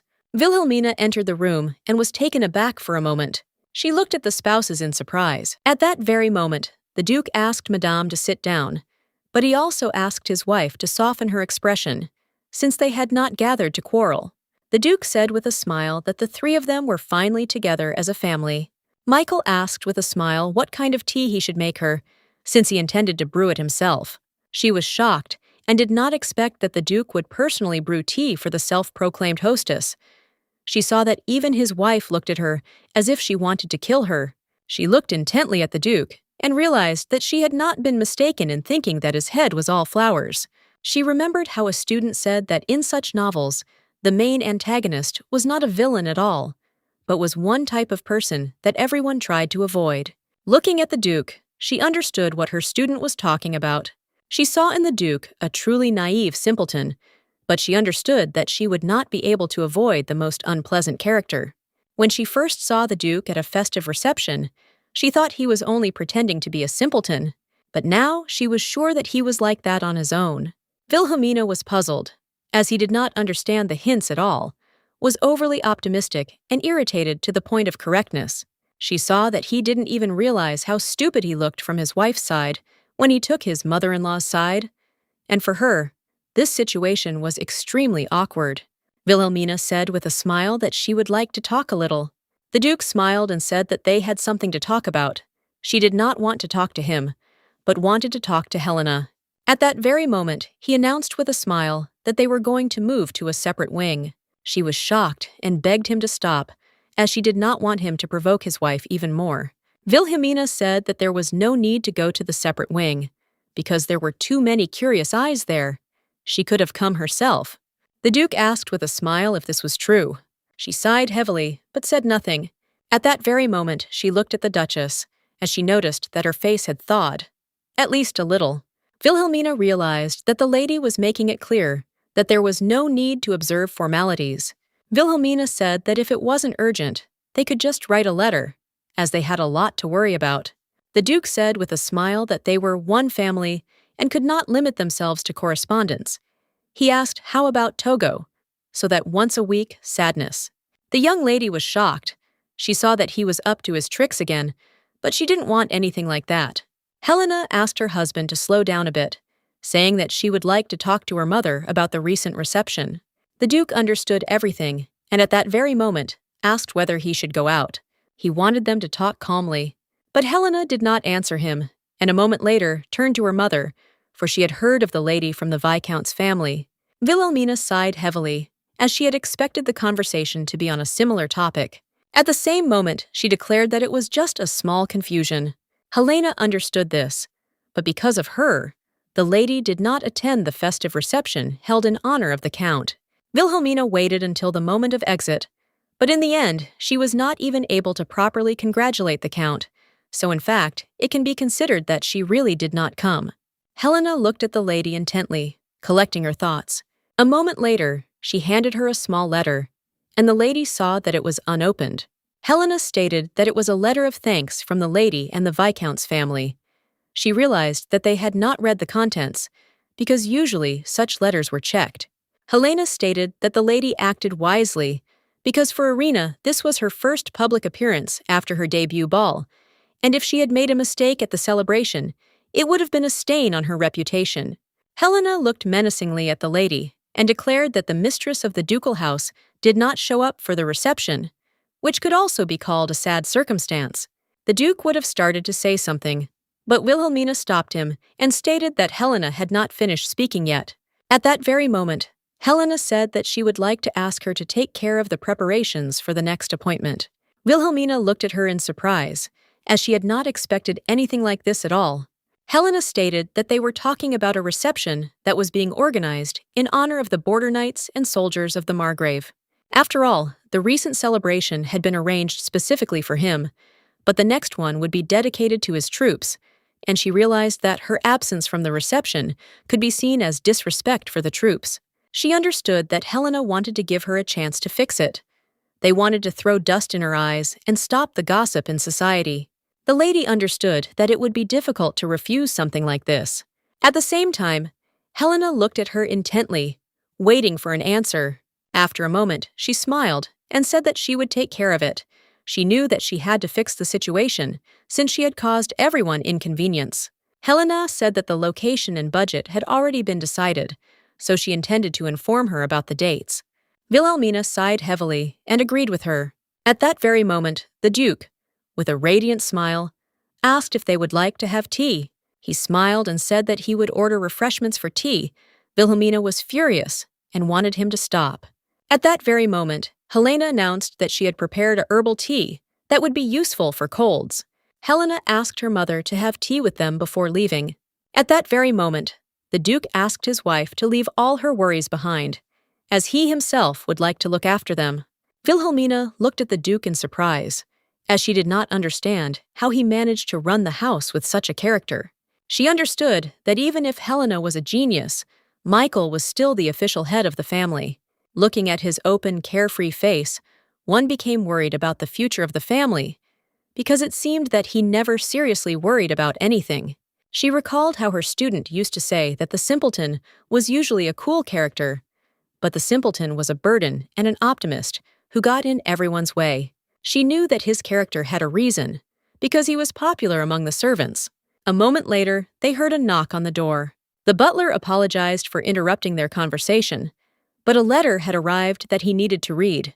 The Duke bowed to his mother with a smile and said that it was time for him to go, but he hoped that the two of them would have fun without him. He said goodbye to his wife with a smile, as he was leaving on business, but he promised to return. A few minutes later, Wilhelmina noticed with a smile that they had drunk tea, so she wanted to leave. At the same moment, Helena said that Viscountess Roland had praised her very much. Wilhelmina was surprised, since she was clumsy in many things. Helena stated that the lady was still not perfect in matters of etiquette, but her cordial attitude was simply excellent. Wilhelmina thought with a smile that the ginger tea had worked well, so she wanted to buy more of it. At that very moment, the young duchess's face changed, and she looked menacingly at her mother. Wilhelmina was taken aback, because she realized that this was an obvious mockery on Helena's part. She understood that this was an open mockery, but for some reason it did not irritate her. She understood that the Duke was not with them, so there was no need to be polite. But looking at the Duchess, one could tell that her words sounded mature. She wondered if the Duchess really wanted her to get angry. At that very moment, the young lady burst out laughing, as all her thoughts were read through and through. She found it funny how Helena pretended not to hate her. In this world, she lived in a child's body, but before she got into the world, she had the chance to see a wide variety of people, especially if you consider that in the modern world, where there is no absolute division by status, everyone has encountered this. She didn't care if she openly hated her. Wilhelmina said with a smile that, as a mother-in-law, she would try not to become arrogant and become a worthy duchess. As she left, she said with a smile that, in the end, conflicts between mother-in-law and daughter-in-law only destroyed family peace. Helena, in turn, did not react to such statements in any way. She had a few more things to do before the New Year's reception, and she intended to meet with Jane. Wilhelmina had a lot of confidence, but she also knew she had to focus on what was in front of her. Jane bowed low and greeted Madame and introduced herself. Wilhelmina greeted the lady with a smile and, in turn, introduced herself according to the rules of etiquette. A moment later, she stated that the weather was cold, so she made tea. She looked at her maid with a smile and sent her away. But before she could step outside the door, the maid bumped into a young man. Wilhelmina looked at the unexpected guest in bewilderment, as he was very tall. At that very moment, she asked for forgiveness and quietly left the room. Wilhelmina looked at the young man in surprise and wondered if she had imagined their gazes meeting. Jane said with a smile that it was her messenger. She asked for forgiveness, as she had been researched in advance to tell him to wait somewhere else. Wilhelmina said with a smile that everything was fine and she didn't need to worry. A moment later, the young lady began to drink the drink. But at that very moment, she was taken aback because the taste was unfamiliar. Wilhelmina said with a smile that the drink was made from quince, as it was good for colds. Jane was surprised, as she smelled an unusual aroma. Wilhelmina found quince in the food warehouse because Anna had previously shouted that ginger was too expensive and couldn't be used just any time. Jane looked at the lady intently and stated that she had heard that the lady wanted to propose business cooperation. She said her trading company was always open to new opportunities, but she was only a humble small trader, and she feared it would be difficult for her to live up to the Duchess. Wilhelmina understood that this was a polite but veiled refusal, and she simply did not want to get involved with the aristocrats again. Wilhelmina stated that she had not invited the lady to propose a partnership.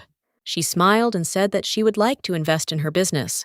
Jane looked menacingly at the lady and asked if she knew what she was doing. Wilhelmina said with a smile that the lady sold grain and spices. A shop selling grain certainly makes a profit, but unlike shops selling jewelry, fabric, or finery, its income is stable, but not astronomical. It's possible to earn money constantly, but it's difficult to get rich overnight. But Jane tried to break that limit by doing all sorts of eccentric advertisements. Wilhelmina saw that the girl had gone too far, because the advertising was not creative and could not have much effect. Wilhelmina, looking at her companion, said that she sold flour at a low price to orphans. She appreciated her kindness, so she wanted to make an investment, even if it was small. It is important to understand that this was not about charity, but about an investment. She really was favorable to it. The young lady sighed heavily and stated that she understood her, and therefore would try to live up to her expectations. Wilhelmina said that from the very beginning, she did not expect a large profit. The main thing was that there were no losses, and the initial capital was preserved. Jane was surprised by such a statement. She knew that such would happen, because the damage was caused to the original capital of the crime.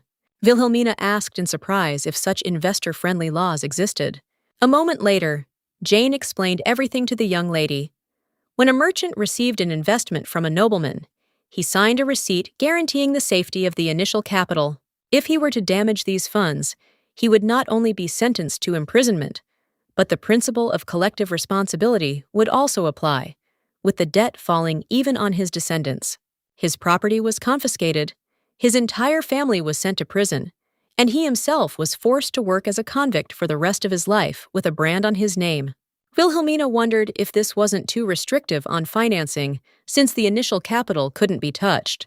Jane stated that this is why trading companies that receive large investments are often referred to as a game of chance, where one's life is at stake. Wilhelmina wondered if they hadn't checked the books properly, since in that case, it would have been easy to falsify the reports.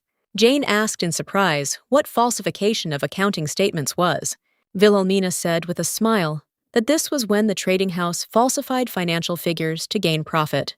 At that moment, Jane was taken aback. She looked closely at the lady and realized that she was no ordinary noblewoman. Wilhelmina was a woman of unusual charm, but in the end she was just a young aristocrat. Jane didn't want to get involved with aristocrats and get into unnecessary trouble.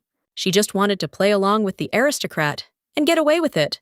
She was going to pretend that she accepted her investment and then just return the money. But a moment later, she was taken aback when she heard about the falsification of accounting reports and financial manipulation. Wilhelmina said with a smile that this was not the only option, since there was also the reverse falsification of accounting reports. Jane asked in surprise if she really meant a method by which the indicators were intended to be reduced. The lady stated that this was not the case. The indicators were slightly reduced to create the illusion of growth. A moment later, she gave the young lady a small example and asked which trading house she would invest her money in. At that very moment, Jane began to reason. After an immediate response, the lady said with a smile that everything was correct. Jane was surprised by this reasoning. Wilhelmina stated that those who look to the future will invest in a company with gradual growth. For this reason, they were deceived, and it was certainly not just about simple profit. Jane was always amazed at how famous trading houses showed perfect growth. She wanted to know how they managed to get investment in any project they took on. Jane was discouraged and said that if it all failed, they might be considered fraudsters. The lady said that was exactly it, and it was a gamble. She said that if they also have fictitious companies, then they can use double-entry bookkeeping. Jane thanked the lady for the detailed explanation, but asked what an effective company was. Wilhelmina said that they were talking about trading houses that existed only on paper, and she asked if the girl hadn't heard of such things. She claimed that they pretended to be subsidiaries when they were not, or pretended to have assets when they did not. After some time, Jane said goodbye to the lady, but at the same time, she asked if she could come to her again. Wilhelmina said with a smile that she was waiting for her. Jane was pleased with this answer and declared that she would visit her more often. Wilhelmina, in turn, received more information than the girl, but she was glad that everything turned out this way. After a moment, she sighed heavily because she knew that it was time for her to take care of the remaining matters, because now she had to act personally. Looking at the weather, she wanted to stay at home, but she understood that a celebration could not be held while sitting at home. A moment later, the young lady was taken aback as she heard some noise. She saw that her maid was arguing with a man. Anna shouted that they were not going to go far, and they only wanted to use the carriage within the property. The lady asked what had happened. She asked the lady for forgiveness, as she was only trying to rent a horse. The man stated that the horses in the outbuilding were thoroughbred racehorses, which the former duke valued most of all. If they wanted to use a horse, they had to get permission from the master. Wilhelmina knew the situation was funny, as she was the mother who had to ask her son's permission to take the horse to leave the house. She understood that the situation was absurd, and she saw that they did not perceive her as a real mistress. At that moment, she sighed and said that they couldn't do anything and they would have to walk. Anna was in shock. But at that very moment, the young lady stopped her maid and smiled tenderly at her. The lady asked the man if she could at least take a carriage from outside. The man stated that he would immediately call a high-class carriage. Anna was taken aback and stated that something like this could affect her reputation. She knew that, Wilhelmina said with a smile that it was okay, because she would only be out for a short time, and no one would notice. She said that a person is more important than a reputation. The man was taken aback and froze for a moment. At that very moment, she looked at the man and asked why she needed to keep horses in the outbuilding that she couldn't even use. She said that she should contact the Duchess and order the stables to be cleaned, and the man was immediately taken aback. She smiled and said that he should move the horses to the main stable, and at the same time she could change his duties. She tried to provide her subordinates with certain comforts, and this was only possible because they recognized her as the mistress of the house. But if someone took her kindness as a reason to cross the line, that was too much. At that very moment, the man told the lady that she could have used another horse. She asked whose horse he was offering her, and the man, trembling, said that it belonged to the owner. Anna told the lady that this horse was the oldest and cheapest of all. She realized that he didn't want to quit his job, but he didn't intend to respect her either. He, trembling with fear, declared that if something happened to the other horses, his life would be ruined. She smiled and stated that he was right. She respected his dedication to his job, and that was why she was sending him where it would not be disturbed. She said with a smile that he wouldn't have to worry about anything like that. But the man froze with a look of horror on his face. She smiled and asked if she said to send him to prison. He was shocked and did not know what to do. Wilhelmina looked menacingly at the man and declared that he should know that disobeying his master was a much more serious crime than simply not handing over a horse. They left, but at that very moment the man fell to his knees as he realized that everything had turned against him. Looking at the lady, Anna stated that the old man did not even come out for the morning roll call. She said he worked alone, so no one pointed out to him that he slept late. Wilhelmina asked the maid if she really thought that sending him back to the castle was too cruel. Anna shouted that everything was the other way around, and that this was even too lenient a punishment. The young lady smiled and said that it was very good. Anna joyfully shouted to the mistress that she was simply magnificent. The lady was glad that she had disappointed the maid. After some time, they finally arrived at the place. At this point, they froze for a moment as they saw young hot men. Wilhelmina looked at the young men in surprise, while Anna was filled with embarrassment. At that very moment, Anna approached her mistress and blocked her entire view. She said that she couldn't look because it was indecent. Wilhelmina noticed her maid's hands and thought that she needed some cream. Then she asked if it was strange to take off her outerwear during training. She said that this was not considered something shameful at all. She understood that this was so, but it was still indecent to look at such a thing. Wilhelmina said with a smile that at least they had something to look at. These words killed the maid, but she could not utter a word. The lady had previously thought that all knights and soldiers were huge brutes, but it seemed that they had different body types. A moment later, the young lady turned around as she heard someone calling her. At that very moment, she saw the Count, who greeted her and also inquired what had brought her to them. The young lady greeted the Count with a smile and remarked that they had not seen each other for a long time. At that very moment, the Count shouted to his subordinates to return to their work and leave immediately, at which the lady hissed. The Count looked at her in bewilderment, but the young lady only made an innocent expression. After some time, the Count asked in surprise if she really wanted to know what the festive banquet should be like. Wilhelmina said that this was so, and if he had any wishes, she could take them into account. He knew that wine and food were best, as his knights did not like quiet events. She asked if there were any dishes they would like to try. He sighed and stated that he couldn't think of anything really suitable, since his guys preferred barbecue to fine dining. She sighed heavily as she realized that this was indeed not easy. At that very moment, the Count shouted that he knew a man who would be ideally suited to solving such issues. He knew that his manner of speaking was rather straightforward. For this reason, he asked for a little time. The ladies were surprised that the Count did not give orders to the servants. Wilhelmina said with a smile that he seemed to prefer doing everything himself, and she liked that very much. A moment later, the ladies were stunned as they saw the man whom the Count had brought. She looked at the knight in surprise, as she did not expect to see a woman. Wilhelmina looked closely at her maid and asked her to calm down. At that very moment, the knight bowed before the lady and declared that his name was not a Sonon. He apologized for arriving first on an urgent assignment from the commander. The lady was taken aback and asked the knight to stand up, and she also asked him to accept her apologies for the maid, as she had been very rude. Anna asked for forgiveness because he was very handsome, and she thought he was a woman. He said that it was his fault because he had not put himself in order because of the task. He said that they didn't need to apologize. She was burning with shame, and the lady asked him to sit down.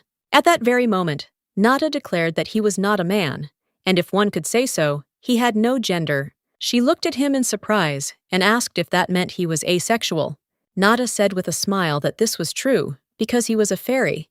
The young lady thought for a moment, as she knew little about this people. They are a people who were said to be born in nature, a rare race that is difficult to meet in the human world. They could have been born from flaming volcanoes, or many in their trees. The essence of their existence is not connected with the body, and therefore they did not need gender. Therefore, views on them in the scientific community were divided. No one knew whether to consider them a separate race or to classify them as spirits.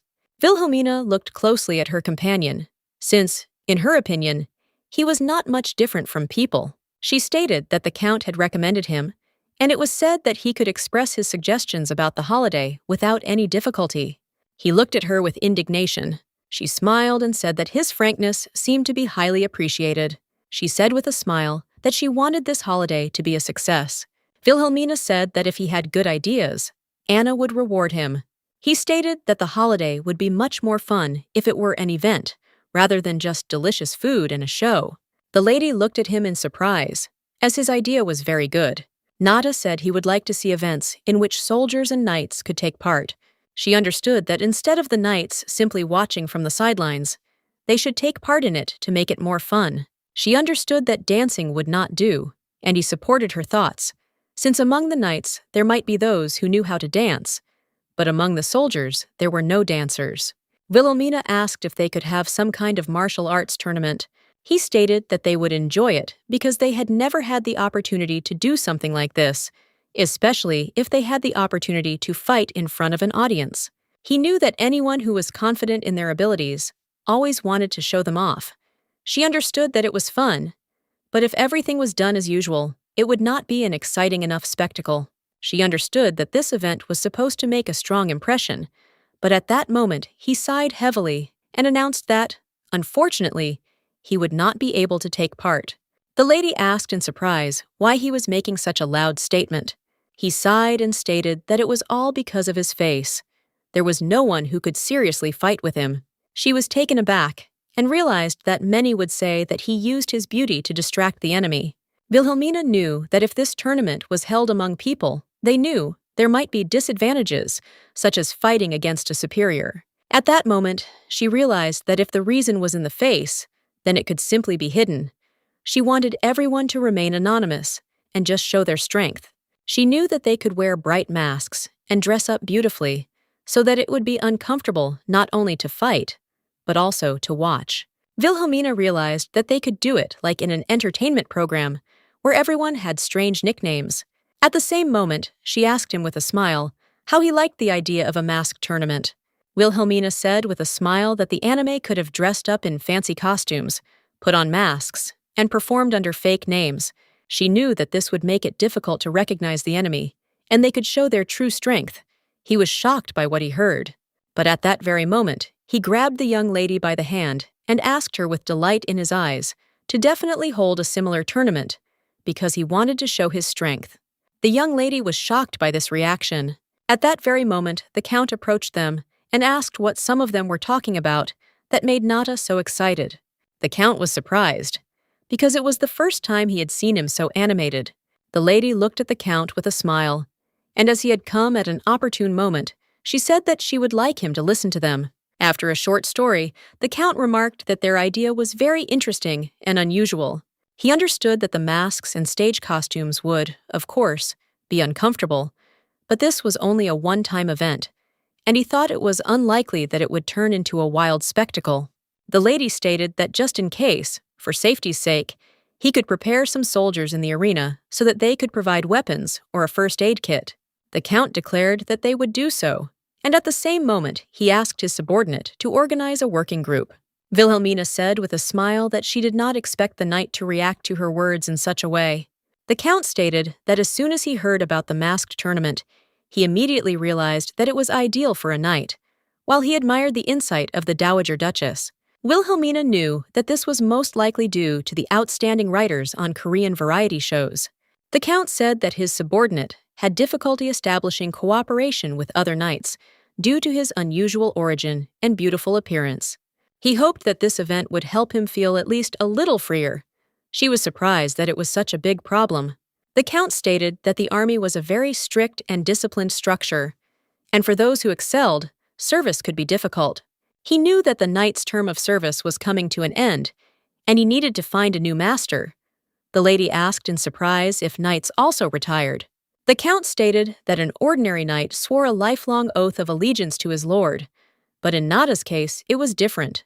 As a rule, the title of knight is bestowed by the lord himself, but if, like Nata, he received this title for military merit, then after leaving the army, he became a free knight. She knew that freedom was only a word, but in reality, he was more like a wanderer. The title of knight was only valid when he had a master.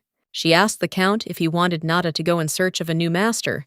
The Count said that everything was correct. The lady asked about his fighting skills.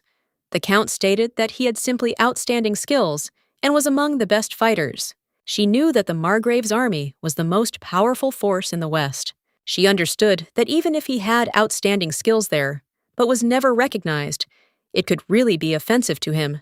The Count stated that they would schedule the event for the following weekend, and he also stated that he would accompany the lady. She smiled and thanked him for his concern. Wilhelmina quietly asked the maid if she could call the carriage again. She smiled and said that she would certainly do everything. The Count looked at the young lady in bewilderment and asked if she really didn't have a carriage. She smiled and stated that there were no free carriages, so she called one from outside. But after this statement, the ladies were taken aback, as they saw the Count's menacing and angry look. They were shocked. They didn't understand why he was so angry. She knew that her maid was not guilty of anything. At that very moment, he sighed heavily and announced that he would take care of transportation. The Count called the knight and asked him to prepare an arietta for the lady. A moment later, the lady looked in surprise at the truly magnificent beauty. They were shocked that he provided as many as 6 horses and a carriage, which was a dark color, but it was perfect for the military. Honestly, she didn't want to sit down, because from the outside it looked like she was going to war.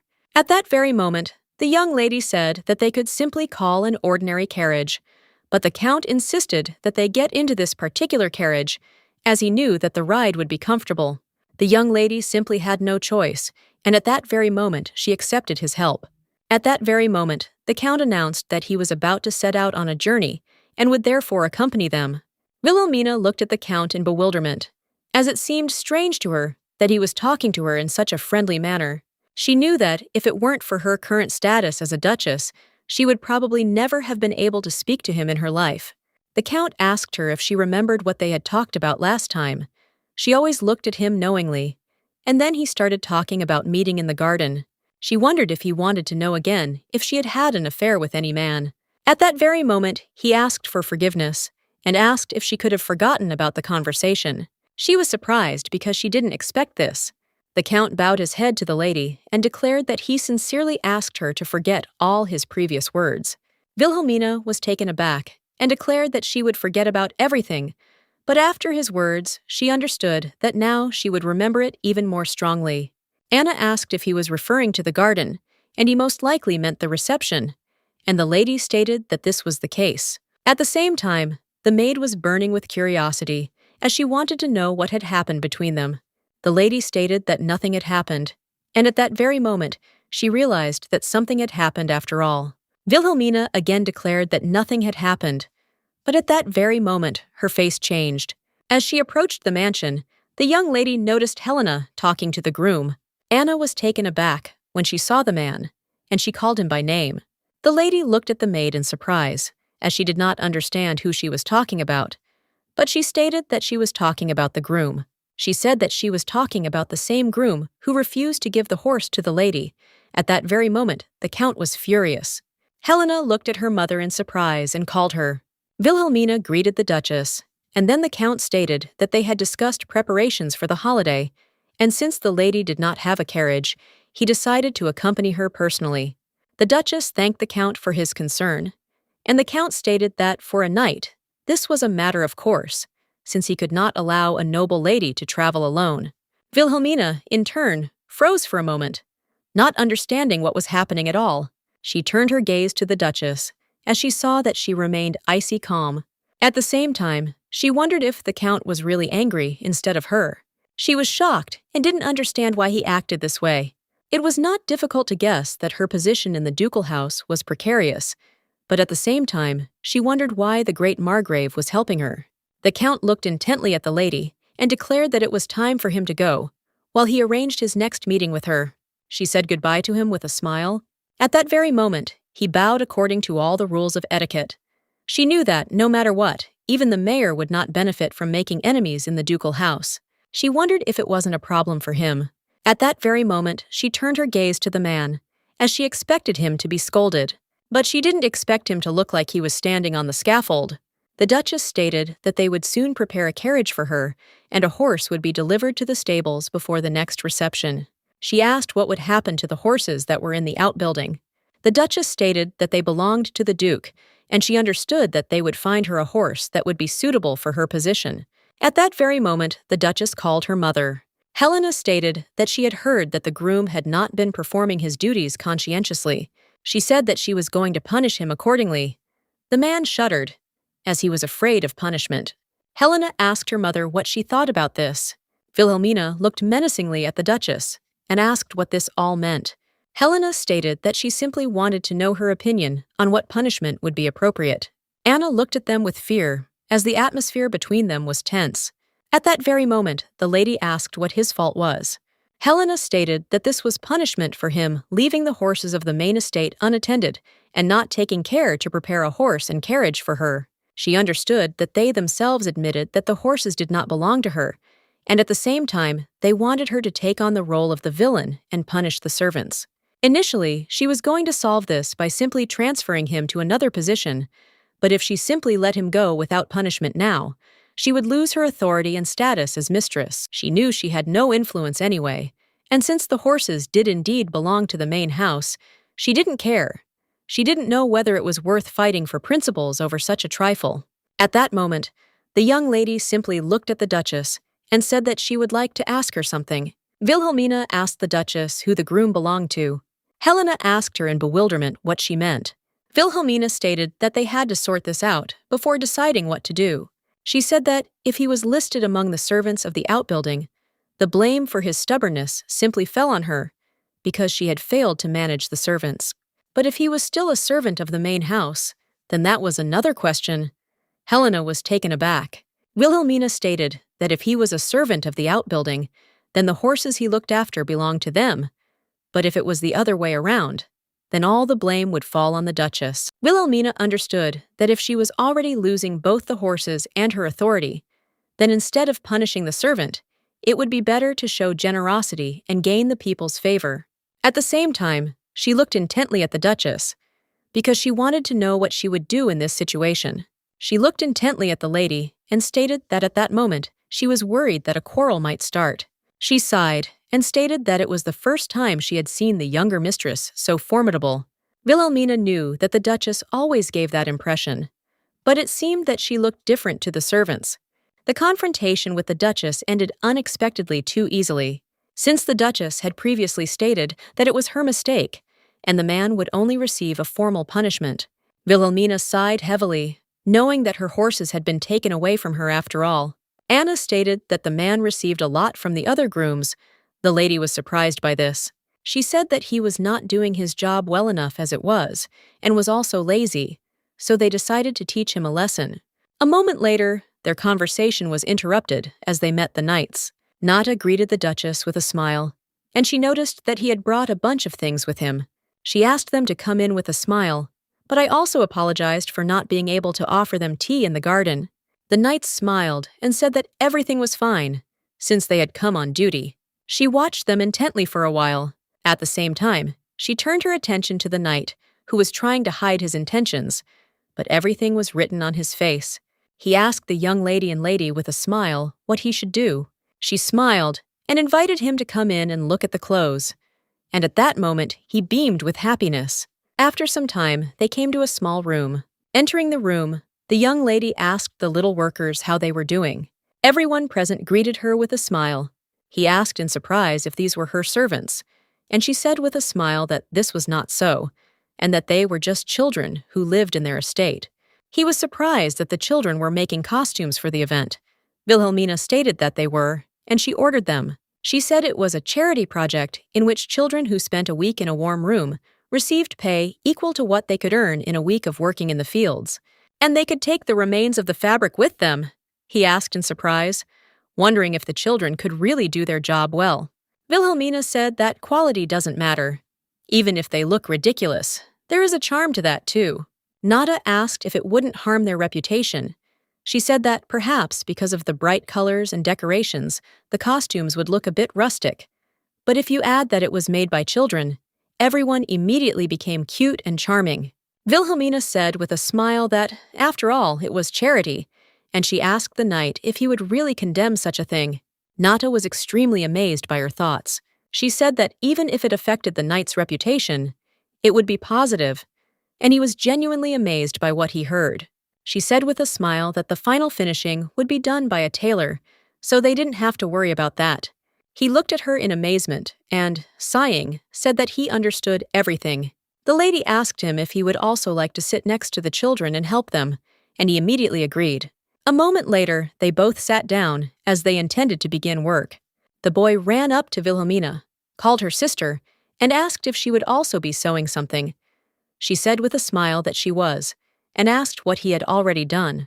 The knight was shocked, because the little boy dared to call the Duchess sister. The boy said that he had sewn a helmet, and now he was a knight with a potato helmet. He knew that potatoes were very tasty. At that very moment, she looked at him and declared that he would be a formidable and popular knight, and that was why everyone was coming to eat him. The boy was taken aback, as he knew he would not allow anyone to eat him.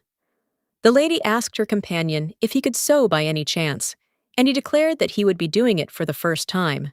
She said that in that case, he should collect the pieces of fabric and connect them as best he could, and then she would finish everything else. He wanted to know how exactly to connect them. Smiling, she said that he could simply sew, and no matter how, after a short manipulation, they got a bright and colorful suit. At that very moment, he began to do the work. A moment later, the children approached him and were surprised by the girl's beauty. Wilhelmina said with a smile that, "This is not just a girl or a guy. This is a cool knight." She said that this is the one who will fight in the clothes they made. At that moment, the children looked at the cool knight with admiration. Wilhelmina was a little puzzled, because when she met the children, they did not say anything like that. But as soon as they met the knight, they immediately complimented him. The children asked with admiration if the knights knew how to ride horses. They wanted to know if a cool knight really saved princesses. He was taken aback as they all pressed him. But at the same moment, he declared that he could ride a horse, but had not yet saved princesses. The boys wanted to know if all knights were as handsome as he was, because they had heard before that knights were scary people. Nada was shocked and shouted that they should ask questions one by one. Sometime later, they were going about their business, and the knight looked at his lady with admiration, as he was amazed at the way she took care of the children. She sighed and declared that she wasn't that good. She knew there was nothing surprising about this, and she understood that he had formed too positive an impression of her. At the same moment, she said with a smile that she had done nothing special, and all she had done was give the children some money and make them work. She said with a smile that, by the way, Anna had not earned the money herself, so he did not have to praise her. Nata, in turn, looked at her with even greater admiration and declared that he understood everything. She was taken aback because she realized that the handsome man, even with just a smile, illuminated everything around him. He said with a smile that he now understood what she really was. She asked what she was really like. He smiled and said that she was who she was, but she did not understand what his words meant.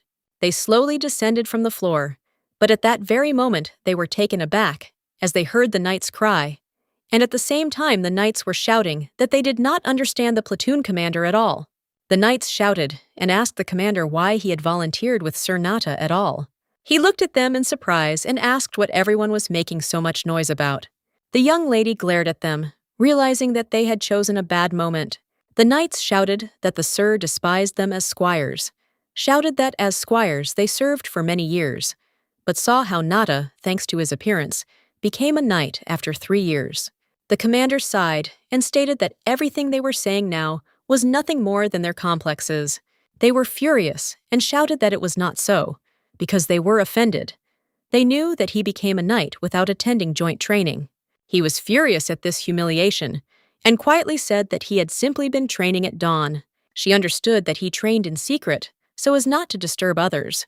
The commander sighed heavily and stated that their dissatisfaction with Nat's skill was understandable, but everyone has their own strengths, and his appearance was so outstanding that he was even sent to the Duke's house.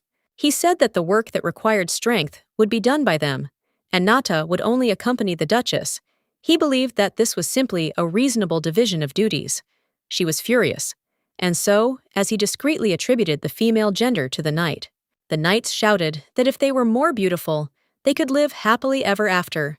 But the captain declared that they could only accept it, and besides, they were already working well together. The lady saw that he was one of those who always played politics so cleverly to turn the situation to his advantage. At that very moment, the young lady called her knight. She looked at him intently, and with icy calm declared that he should raise his head. She saw that when he was in pain, he just put on a cold face. She looked at him darkly and declared that he must definitely win the tournament. He was shocked by her words, as he expected something different. She said that the only way to deal with baseless accusations was to prove her strength. Wilhelmina said that in this tournament, no one knew who their opponent was, and all he needed was to win. He angrily asked if his situation would change if he won the tournament. She knew it was unlikely to change that easily, but she stated that no one could deny his brilliant results. Wilhelmina looked hard at her companion and declared that he must hold his head high and must raise his sword. She said that if anyone judged him by anything other than his skill, he should make them see his blade. She wanted him to prove his skills as a true knight. He looked at her with a smile and thanked her for such words of support. After some time, the young lady asked the count if he remembered the order of the ceremony, and he said with a smile that he remembered everything. At that very moment, he recounted to her the order of the ceremony. She was glad that he remembered everything, and at the same time, she declared that he would have to wear a similar outfit with her. The man was surprised because he saw a dress uniform. He wondered with surprise if he would really have to wear it. She said with a smile that it was so, because in this way the necessary atmosphere was created, and then the lady said that she would wear it too. Wilhelmina said with a smile that everyone knew the count, but she would prefer to hide her face, since she would have to report at the reception. He looked at her in surprise, because he didn't understand what she was talking about. The Duchess said that they would be holding a martial arts tournament, and without good commentary, it wouldn't be as interesting for the audience. He was surprised, but still noticed that she was right in her judgments. At the same moment, he thoughtfully asked how she liked Nata. Wilhelmina asked with a smile what exactly interested him. The count stated that she should understand what he was talking about. At that very moment, the young lady's expression changed, and she looked seriously at the count.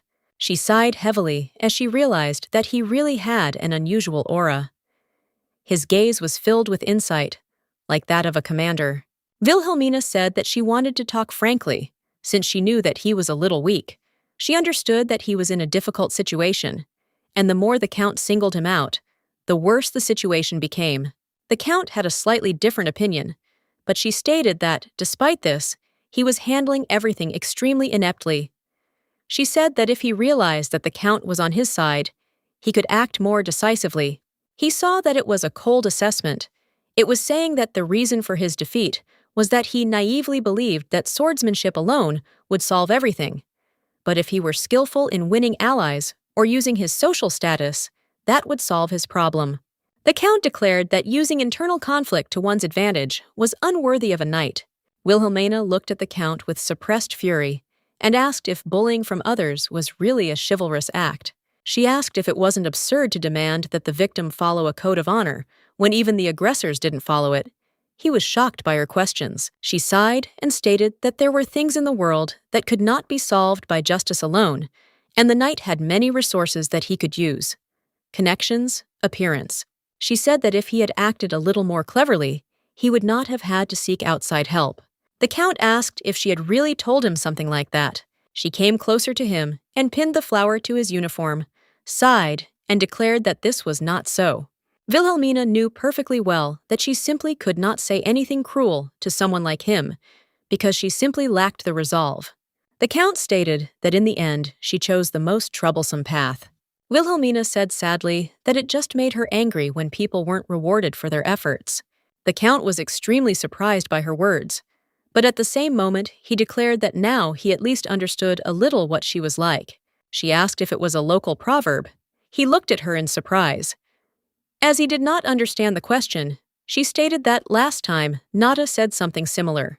At that very moment, the Count could not resist laughing, while Natasha, standing behind the door with a smile, listened to their conversation.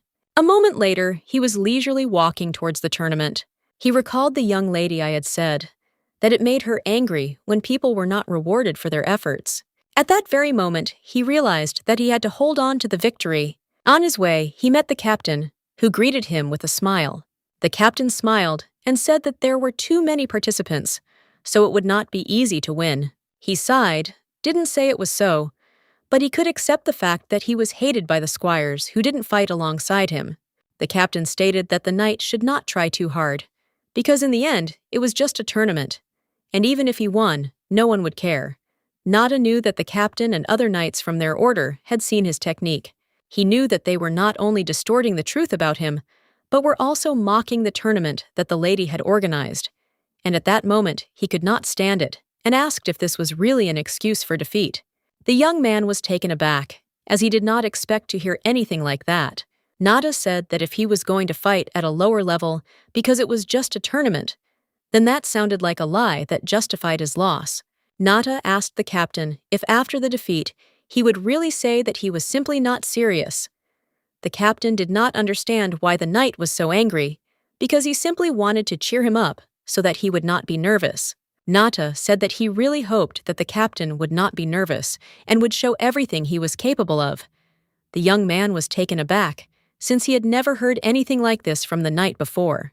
As he was leaving, he asked the captain if he remembered the rule about removing the mask when defeated. Nata looked menacingly at the captain and declared that even if he had not given his all, it would still be too much of a shame to lose, as it would be a disgrace. A moment later, he sighed heavily and announced that it was time for him to leave. But as he left, he felt the enemy's furious gaze on him. When the lady gave him a small gift, he did not understand why he needed people like him. But now he understood everything. He knew that if he wanted to achieve victory, he had to do it flawlessly in the spirit of the tournament. After some time, the young lady happily greeted everyone present at the tournament. At that very moment, she announced that she was their host and commentator Rabbit. Everyone was delighted and did not spare applause for her. She looked at everyone present with a smile and announced that they would start a charity tournament in honor of the winners. Wilhelmina looked at everyone present with a smile and stated that she would like to not make an official statement before the tournament. She smiled and shouted that they should give a loud round of applause to the Count, who had been of great assistance in preparing for this event. The Count was incredibly surprised by this, but at that very moment, he heard the enthusiastic shouts of his subordinates and applause. She knew that in her past life she had been a teacher, and there was nothing difficult about it, so she happily led the event. At that very moment, the Count was filled with wild embarrassment. He came closer to her and bowed low, and the young lady felt wildly awkward, as she understood that he could not salute her, because she could be recognized. Wilhelmina stated that everyone already knew that the tournament was a knockout tournament, with the winner of each match advancing to the next round, and they also had to guess who was hiding behind the participants' masks. At that very moment, she pointed out the small prizes that awaited the winner of the tournament, and prizes awaited the spectator who would guess the most participants. She knew that nothing stirs up interest like a good reward. She stated that the winner would receive a special sword created by the blacksmiths of the Grand Duke's house, and the spectator who correctly guesses the most participants will receive snow-white stirrups, which are given only to the greatest racehorses. The sword was given to her by Helena, but the stirrups were left behind when the late Duke's horse was taken away. Since the horse was taken away, She thought that she could leave the stirrups. However, she saw that everyone liked everything and was glad about it. At that very moment, she announced the start of the first masked martial arts tournament, and she invited the slimy slug Sulfur and the fragrant pork leg Sulfur to the arena.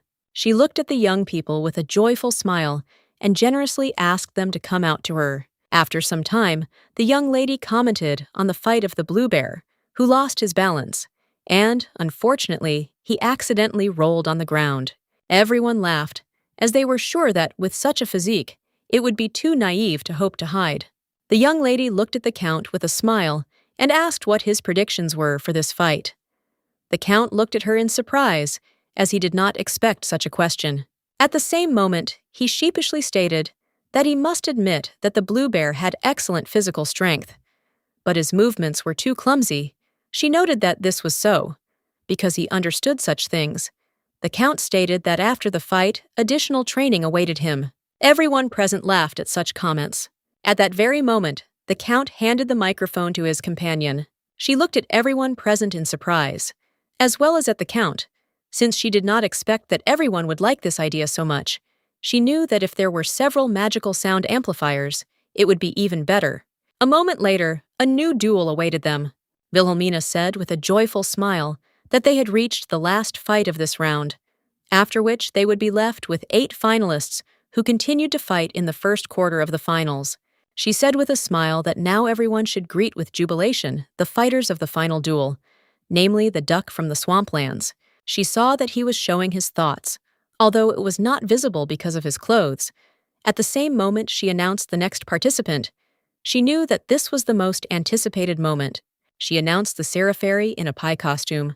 Wilhelmina looked at her faithful knight with a satisfied smile. To be honest, she had hoped that he would choose something more comfortable, but she couldn't even imagine that they would sew such an outfit for him.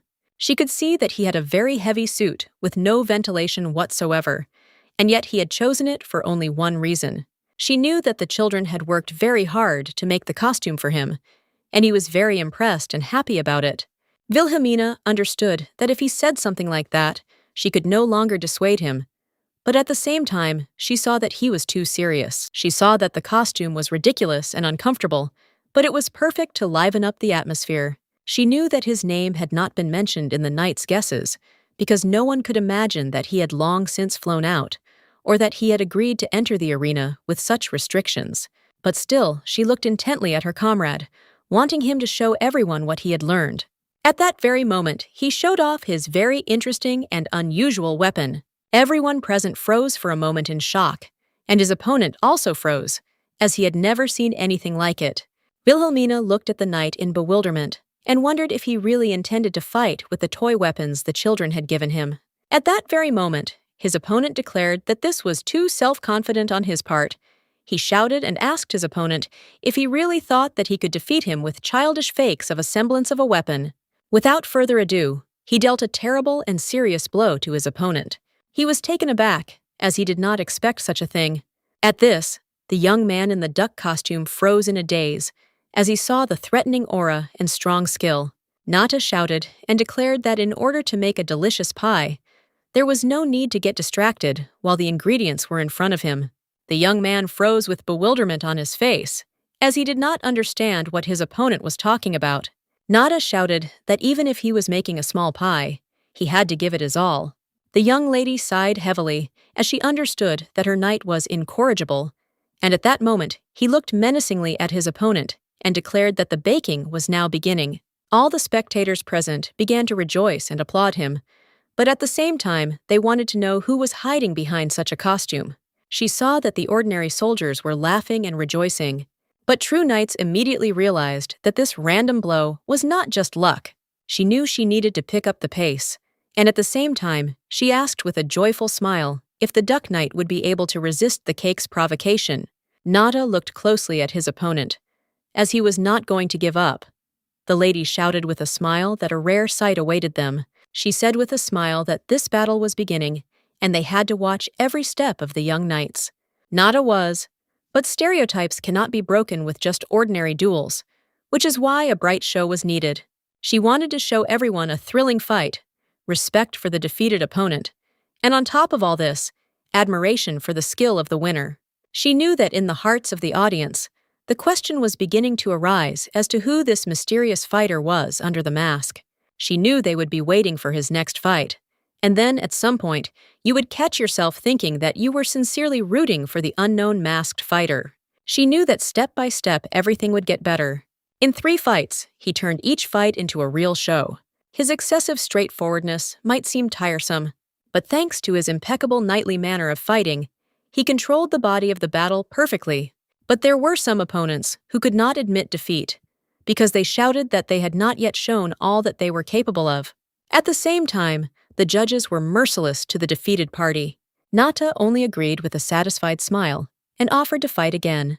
Then the knightly judges began to rejoice. After some time, he told his opponent with a smile that it was a truly worthy fight. She saw that his self-confidence was a powerful motivator not only for the common soldiers, but also for the high-ranking knights. But the lady knew that one more detail was needed for the perfect show, a sign that both fighters gave it their all, because even the role of the loser was important. She knew that the moment would soon come, and it seemed that luck was on his side in the draw, since he was only entering the arena now. Moments later, the young lady announced with a smile that the long-awaited final battle had already begun. The final fight was fought by a black horse, who left no chance for his opponents, and Sir Fairy, who won the hearts of the audience. She asked the audience with a smile who they thought would win right now. At that very moment, the young man asked with a smile why they didn't take off their masks, since it was the finale. The lady looked at him in surprise, as she did not expect such a question. He smiled and stated that his identity had already been revealed, and only his rival remained. He did not understand whether there was any point in hiding his identity any longer. At that very moment, he offered to fight fairly and openly. Removing the mask, everyone in the crowd began to whisper among themselves as they were curious about who was revealed under the mask. They understood that taking off the mask before the fight sounded good. She understood that they couldn't act like this, because many knights still didn't recognize Nat as an equal. She saw that the scoundrel in the form of a knight took advantage of this in order to keep his escape route open, even after losing.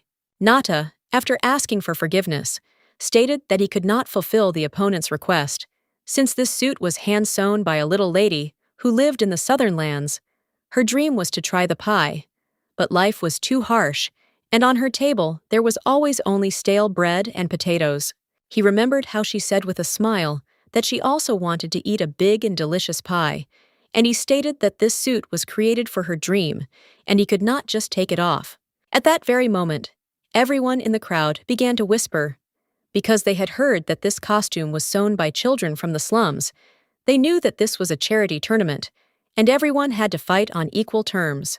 He stated that he dedicated his victory to the fact that delicious pies are the most powerful weapon in the world. The young man was angry because things did not go according to his plan. The lady looked at them intently, as she did not know what would happen next. But at that very moment, she asked the Duke if his knight always spoke so well. The Duke stated with surprise that this was not the case, and that he was usually quite silent. It seemed that his magic was making itself felt. Wilhelmina understood that he could get out of it. She saw that he was not allowing the enemy to get a hold of anything else. At that very moment, her lady declared that while their fighting spirit had not died down, they must begin the final duel. A moment later, their duel began, and the young man actively attacked his opponent, but he dodged. Nada did not spare his opponent and attacked him in response, while at the same time, he gave his opponent a lot of comfort. Everyone watched this fight closely, as it was more severe than all the previous ones. The lady saw that her knight had put all his feelings into the fight this time. She knew that in previous duels he had respected his opponents, but now he was determined not to make a single mistake. At the same time, she saw the rage of the young man, who also had no intention of giving up and attacked the enemy every time. A moment later, the Duke was taken aback, as he had not expected such a thing. The lady was shocked because she saw that Derek had sped up, and she didn't understand why he did something like that. She knew he was clearly losing up until now. She wondered if he had been hiding his true strength all this time, but at the same time, she knew he didn't look all that talented. At that very moment, the Count, in a calm but alarming manner, declared that the gifter had used magic. She was surprised and asked the Count if he really meant to say that his sword had become faster because of this. The Count sighed and said that it was true, because according to the rules, magic was not used in fights with training balls, but Derek used it so discreetly that it was difficult to catch him doing it. She saw their fight and was very worried about her comrade. At that very moment, she couldn't stand it and shouted that this was a direct violation of the rules. The Count nervously stated that the tournament rules did not explicitly prohibit this, so it was difficult to call it a violation. He said that Nada, in principle, could also use magic, but the problem is that Fairy has too large a reserve of mana, and it will be much more difficult for him to hide it, as Derek did, and if he starts using magic, it will clearly make him look like an unfortunate fighter rather than level his chances. She was shocked, because she didn't even know that in this world there were such loopholes in duels. She knew that according to the rules of the tournament, just like in normal martial arts competitions, defeats were only counted when you step outside the arena or surrender, so she wondered if her friend would be able to win this fight. A moment later, everyone began to actively whisper as they noticed that the young man had started using magic, but they didn't understand why he used magic at the tournament. They realized that Derek was hiding under the horse's mask, and at the same time, they all wondered if he was really that dishonest. Lady saw that people began to notice Derek's magic, but he still continued to use it. Despite this, the fight was in full swing. Wilhelmina understood that it was more important for him to defeat the enemy than to save face in front of the other knights, because he understood that their forces were not equal. Wilhelmina understood that if things continued like this, Nada would lose. She was puzzled and didn't know what to do next. But at that very moment, everyone saw a multi-tiered battle. At that moment, the young lady was taken aback as Nat's weapon broke. She looked at him nervously, still not knowing what he would do next. At that very moment, he threw away his weapon with relief. All those present looked at the young knight with bewilderment, as they did not understand why he suddenly threw away his sword. They assumed that he was surrendering. The lady was very upset by his action. But at that very moment, she began to wonder if he was really going to fight with his bare hands. Wilhelmina could not resist and commented on his actions, and at the same time, she stated that he chose a fistfight, and she hoped that he would come to his senses. All the knights present were very excited, as they did not know whether such a thing was possible, because they understood that he could not win with his bare hands.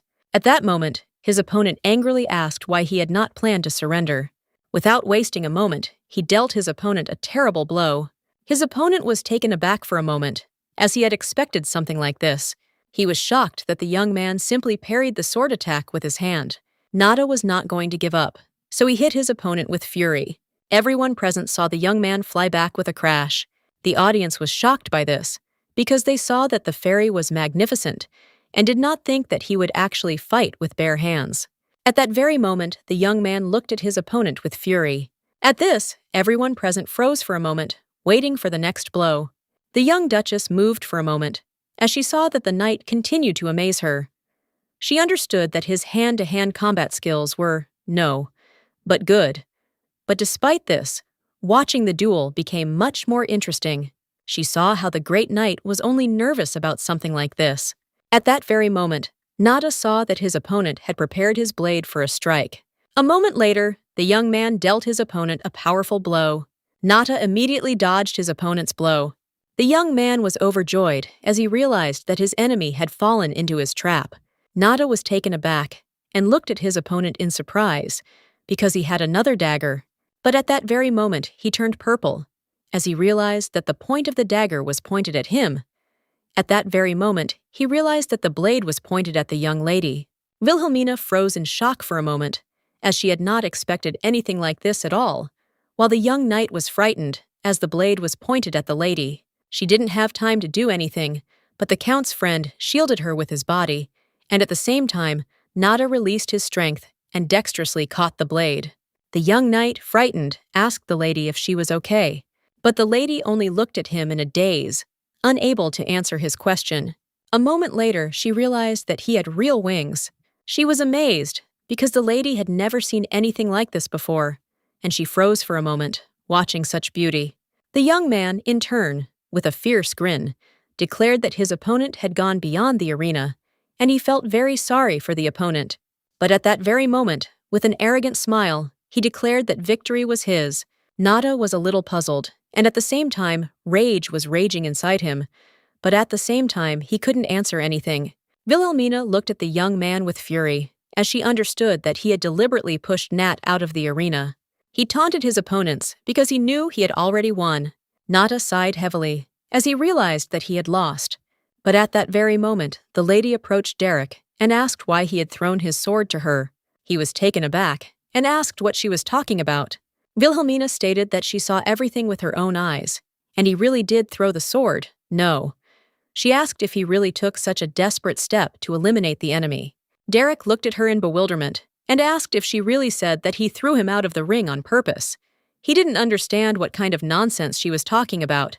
He shouted that a knight would never resort to such dirty tricks. He shouted that it was his opponent who failed to catch the sword and dodged, and at the same time, he called his opponent a girl. Wilhelmina looked at the young man with fury and declared that he should observe the rules of decency and address his opponent by his title. She asked the Count if it was not customary for knights to observe etiquette, even during a duel, and the Count stated that it was so. All those present were taken aback, as they saw that the lady had called their commander a margrave. Wilhelmina looked closely at Derek and stated that, judging by his words, he already knew who was hiding under the mask. He said with fury that if he had known about this in advance, he would have definitely won. And at the same time, he asked with fury why he needed to attack her, because she was just a stranger. He shouted and declared that she was simply slandering him without reason. At the same moment, the young lady asked if she was really a stranger, and she took off her mask. She looked at him intently and stated that he knew exactly who she was. The lady asked if he was not trying to eliminate his opponent from the duel. She wanted to know why he threw the sword at her, as she assumed that he wanted to kill her intentionally. The young man was taken aback, as he did not expect to see the Duchess under the mask. Everyone else froze in shock as they were very surprised by her appearance. Wilhelmina looked closely at the margrave and stated that she was disappointed. Because this holiday was made in honor of his knights, she asked how he assessed such a situation. He sighed heavily and stated that it was his mistake, so he wanted to apologize to her. The Count stated that he did not want to bother her anymore, and therefore he would deal with this situation personally. At that very moment, the young man cried out that he really did not know who she really was. He could not believe that the Duchess was standing in front of him. She looked at him menacingly and asked if he really knew that someone was behind him. And trembling with fear, he declared that it was a mistake, and she asked if other knights had been involved in something similar. At that moment, everyone froze. They didn't understand what was happening at all. Wilhelmina turned to the knight and asked him what he thought about this. She wanted to know if he thought it was just a coincidence. At that very moment, he took off his mask and revealed his true form. The young man froze in shock. Nada stated that he believed that those who stood in Lord Derek's knightly order should not harm others. She looked at him in surprise and stated that if he thought so, it meant he was willing to lose to save her. She understood that in this case she was obliged to help him. The lady said that she was very sorry that everything turned out this way. She should have been more attentive when the knight threw the sword at her. She asked whether this fight should be considered fair, and at the same moment she declared that she could not do anything, and since it was her fault, she took full responsibility. At that very moment, the young lady suggested that they have a rematch, and everyone present was shocked by such a statement. She asked what they would say about this, since it was the use of magic from an unregistered weapon, an attack on a leader they supposedly didn't know. They could write off as an accident, in which case, to avoid similar incidents, they could take off their masks and fight fairly. Wilhelmina looked closely at everyone present and stated that otherwise the margrave, as a witness, could have carried out a thorough investigation.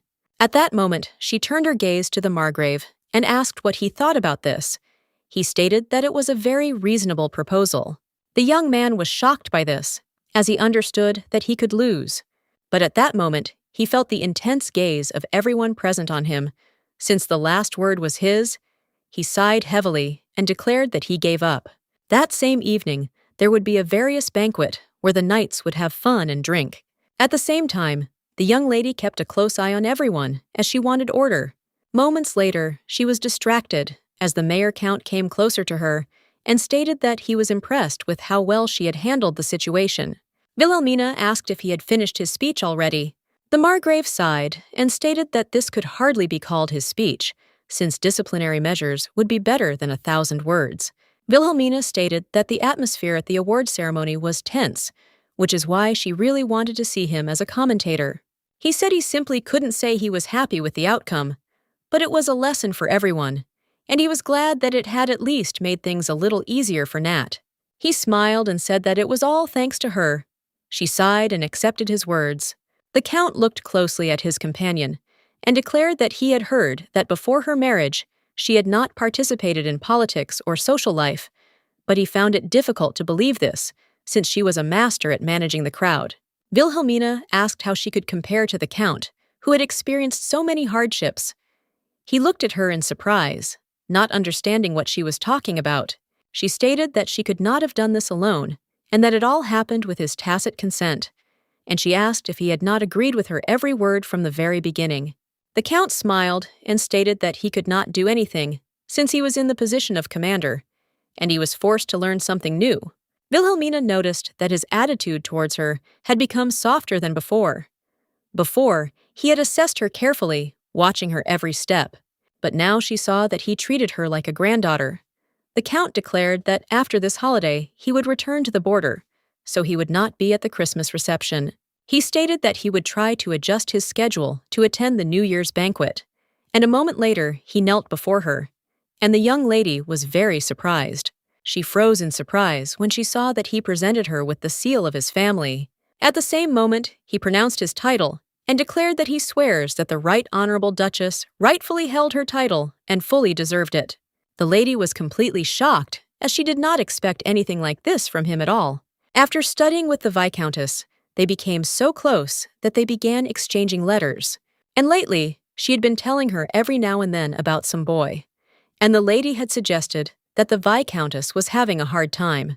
She knew that raising a child was not an easy task, but at that very moment, the young lady remembered the words of the Count, who, with a smile, said as he said goodbye that no matter what anyone said, he would always listen to the words of the Grand Duchess, and he noted that he understood her much better than she thought.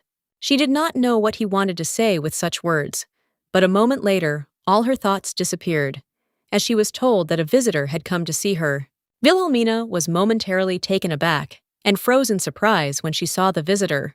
When she saw the knight, she realized that the Count had planned everything in advance, but she also understood that he was just an old, cunning fox. Wilhelmina asked the knight what brought him to her.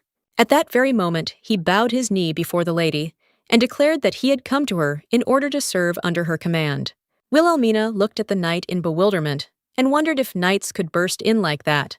At that very moment, she heard the whispers of her maids, as she realized that this had all turned into a real performance. Nata shouted that if the Grand Duchess did not need a knight like him, he could become her servant, a groom, a cleaner, a floor layer, anyone, because he just wanted to be near her and serve her. She was taken aback and wondered if this was too much on his part. At that very moment, the lady calmly asked him again if the Count knew about this. He said with a smile that, of course, the gentleman was aware. Wilhelmina was furious, as she realized that the old fox had indeed planned everything, and she asked why he wanted to serve her, since she was sure that there were other women who would gladly accept him. Nada said that she was the only person who accepted him for who he was. She sighed as she realized that she simply had no choice, and this was not part of her plans at all. At that very moment, she presented him with a small letter and declared that he should take it. Wilhelmina presented him with a letter of introduction and stated that she would like him to become her personal knight. She also informed him that she was just about to give the letter to the Count. Everything happened very quickly, and she decided to write it in case he did not find a master, while the great knight looked at the young lady with tears in his eyes. At that very moment, he shouted that he swears to serve her faithfully and truly. After some time, the young ladies met with Jane, and Jane stated that it turned out that the spice trading group from the capital was just a front for the main jewelry guild, which was engaged in money laundering. Wilhelmina thought for a moment, as she knew that the ducal family was very strong, so she thought that it would be difficult for the guests to get inside. But no, they were let in surprisingly quickly. Jane said they probably thought the West was easy prey. Wilhelmina said that in this scam, sooner or later, someone would definitely get a knife in the back. Jane said that now that they knew everything, they could keep an eye on the shady characters. At that very moment, June or the case turned his attention to his knight and asked how about tea, but she noticed that he was staring intently at something. Wilhelmina didn't understand what had attracted his attention so much that he didn't pay any attention to her at all. But a moment later, she looked away from her hair and saw the workers that Jane had brought with her. She was surprised and asked if there was something wrong with them. But at that very moment, she was taken aback. Because I saw a familiar young man. Wilhelmina wondered if this was the same messenger Jane had brought when they first met. She asked her companion if he was one of her people. Jane said that he was her colleague. She hired him to help the knights carry out assignments. Nata noticed that the young man was very skilled.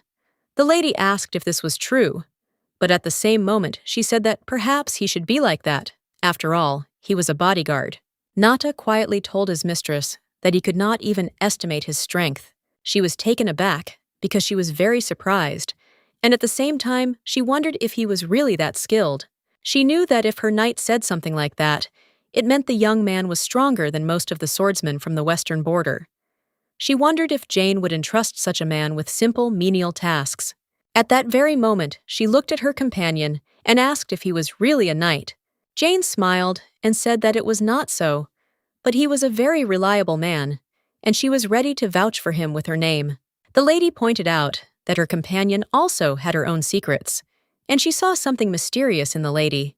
Wilhelmina couldn't shake the feeling that Anna had seen him somewhere before. A moment later, she was taken aback and looked at him in surprise. She noticed that he was looking at them, but a moment later their gazes met. For a moment, Jane declared that their conversation could be considered finished, and at the same moment, she declared that it was time for her to leave. She bowed low to the young lady and said with a smile that today she had again learned something new for herself, and therefore she was grateful to her. Nata asked his mistress if Jane had official status as a merchant. The lady stated that this was true, and he asked why, since she had not had time to introduce them earlier. He knew that owning such a store at such an age was very difficult. The lady said that she had problems with limited startup capital. He knew that the trading group also had internal problems. Wilhelmina stated that she had heard that they had gotten rich too quickly and had not had time to build a foundation. Nata said that he had a feeling that there was something more serious behind the facade, so he wanted to conduct a thorough investigation and report to the lady everything he learned. She thought about his words for a moment, but still agreed. She knew they had to keep an eye on Jane. Nata looked at her mistress in surprise and asked why she was sighing so heavily. The lady was taken aback and asked if she had sighed too loudly. He leaned back and stated that it was not that simple. He began to wonder what was bothering him. She said that she had received a letter from a friend, in which there was a rather difficult request. Nata said that if she didn't mind, he could take a look at the letter. She thought for a moment and stated that she did not usually share letters with women, but she considered her a colleague, and so she allowed him to read the letter. The Viscountess wrote about a boy who was the son of a wealthy viscount from the Northwest, who was given to her for the duration of his education at the academy. She wrote that since his party had been chosen for him as a child, the family wanted him to learn proper etiquette in advance, and the child was now living in her residence. Nata read that there was a big problem. The lady sighed and declared that the boy was completely uncontrollable. She said that he was 12 years old, which alone evoked sympathy for the poor teacher. He asked in surprise whether the Duchess should help her. Wilhelmina's expression changed, and she declared that the Viscountess wanted her to meet her student. She knew that in her past life, she had a hard time with children, as they were always up to mischief. Nata asked in surprise why she didn't just send him home. The lady said that most likely his parents regularly donated money to local orphanages, and as a teacher, she could not turn a blind eye to such things, since the Viscountess herself was a volunteer. He sighed as he understood everything and noticed that it was not so simple. Nata asked with a smile if she just needed to meet him, then she could do something similar. He understood that if it was difficult for her to refuse, then she had already decided everything for herself. The young lady looked at her knight in bewilderment as she did not understand when he had become so perceptive. He smiled and said that if suddenly he could do something for her, he would be glad to help her. Wilhelmina was glad to hear such words, but she also understood that he had helped the children last time and would cope this time. After some time, she finally met with the Viscountess, and when the Viscountess asked for forgiveness for such a request, Wilhelmina said with a smile that she did not need to apologize, because it was obvious that she acted out of good intentions. She said that she would be happy to help her, and therefore offered to sit down in order to talk, since she had already made good tea. At that very moment, the Viscountess glanced at the gentleman who was behind her companion. Wilhelmina introduced her knight with a smile. Nata bowed with a smile and greeted the Viscountess. The Viscountess smiled and said that she was very pleased to meet him, and the young ladies saw that even the Viscountess looked more relaxed next to her knight. The madam sighed and stated that their estate was a boarding school where young nobles were taught etiquette, but the longer the boy was with them, the more aggressive he became, and this began to affect the other students. Looking at the lady, she stated that there had been a rather serious incident, and that it was no longer safe to keep him in such a place. The lady realized that things were much worse than what was written in the letter. Madame stated that if anything went wrong, she would take full responsibility. She wanted the Duchess to talk to him just once. Wilhelmina understood that when her elders asked for help, it was hard to refuse them. She saw how much Madame cared about the children, and at the same time, she understood that Madame was a real teacher. Wilhelmina saw that when a problem student created problems, she did not give up. The Viscountess knew her limits very well, but she still continued to care for him. Wilhelmina sighed and declared that she would meet him, but she asked Madame not to expect too much, as she had no talent for inspiring speeches. The lady said with a joyful smile that she understood everything, and at the same time she was grateful to the lady. At that very moment, the young lady asked where the student was now. Madame said that he had come with her because she simply could not leave him alone at home, although she knew that the servants were supposed to look after him, so he should now be in the living room. But a moment later, they were taken aback, as they heard a scream outside the door. At the same time, the elderly man was screaming and smashing everything around him, as he wanted the maid to immediately take him to the Viscountess. The maid was dumbfounded, and overcome with fear, declared that the Viscountess had asked him to wait a little. He was furious, and at that very moment, the young man threw a book at the maid and asked how she dared to contradict him. Wilhelmina did not tolerate this and immediately declared that he should stop this immediately, but she also looked menacingly at the boy and asked what was going on. The boy stood motionless for a moment, looking at them, but after a moment, he looked at the lady with fury and asked who she was. He did not understand why the servants in the house were so slow. He furiously asked the lady if she had ever told them their duties. The boy said with anger and contempt that it looked like they only had pumpkins for heads. Wilhelmina did not tolerate this, and immediately declared that he was a little punk. The boy was immediately taken aback, as he did not expect to hear anything like this. Wilhelmina mocked him, as she understood that the Korean warrior spirit was striking back. She looked at him menacingly and declared that he was simply an ill-mannered puppy. At that moment, she looked at her maid and asked her to take her friend away. She also asked to check if she had suffered from a similar blow. A moment later, she turned her dirty gaze to all the maids who were quietly watching them and declared that they should go to their places.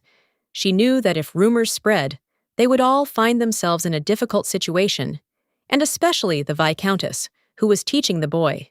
The boy looked at the lady with contempt and indignation and asked who she was. She was furious that he spoke to her informally. She understood that no matter how unbiased he was, addressing the mistress of the estate informally was disrespectful. Moreover, the Viscountess explained to him today's plans, but it seemed that he did not even listen to her. Now it became clear to her how he felt about her instructions. Wilhelmina looked menacingly at the boy and told him to repeat it again. He looked at her with fury, since he saw no one else but her. She had already encountered such students, so she understood that she would have to re-educate him well. The boy was furious because she did not answer him and remained silent. She understood that she could not answer, because he did not even need to be explained that he should use the correct forms of address. He knew this very well himself, and it was not due to a lack of upbringing. It was just a problem with his special manner of speech. At that very moment, he called the Viscountess. Wilhelmina, without wasting a minute, looked at her knight and asked him to place the boy in front of her. Nata accepted her order with a satisfied smile. At that very moment, he approached the boy and made sure that he quickly found himself in front of his mistress. The boy was furious and shouted at the knight to immediately take his hands off him. In anger, he began to beat the knight, but he deftly dodged the enemy's small attacks. He looked at the boy with a smile and at that very moment grabbed his hands. But the boy screamed and demanded to be let go.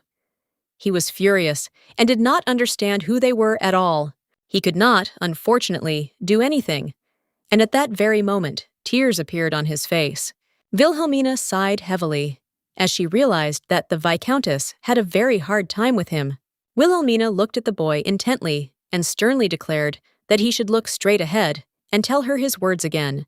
She asked how he should treat the colony. He looked at her intently and froze for a moment, because he saw that in front of him was the woman who was the mistress of the estate. She led the knights, and even the Viscountess did not dare to contradict her.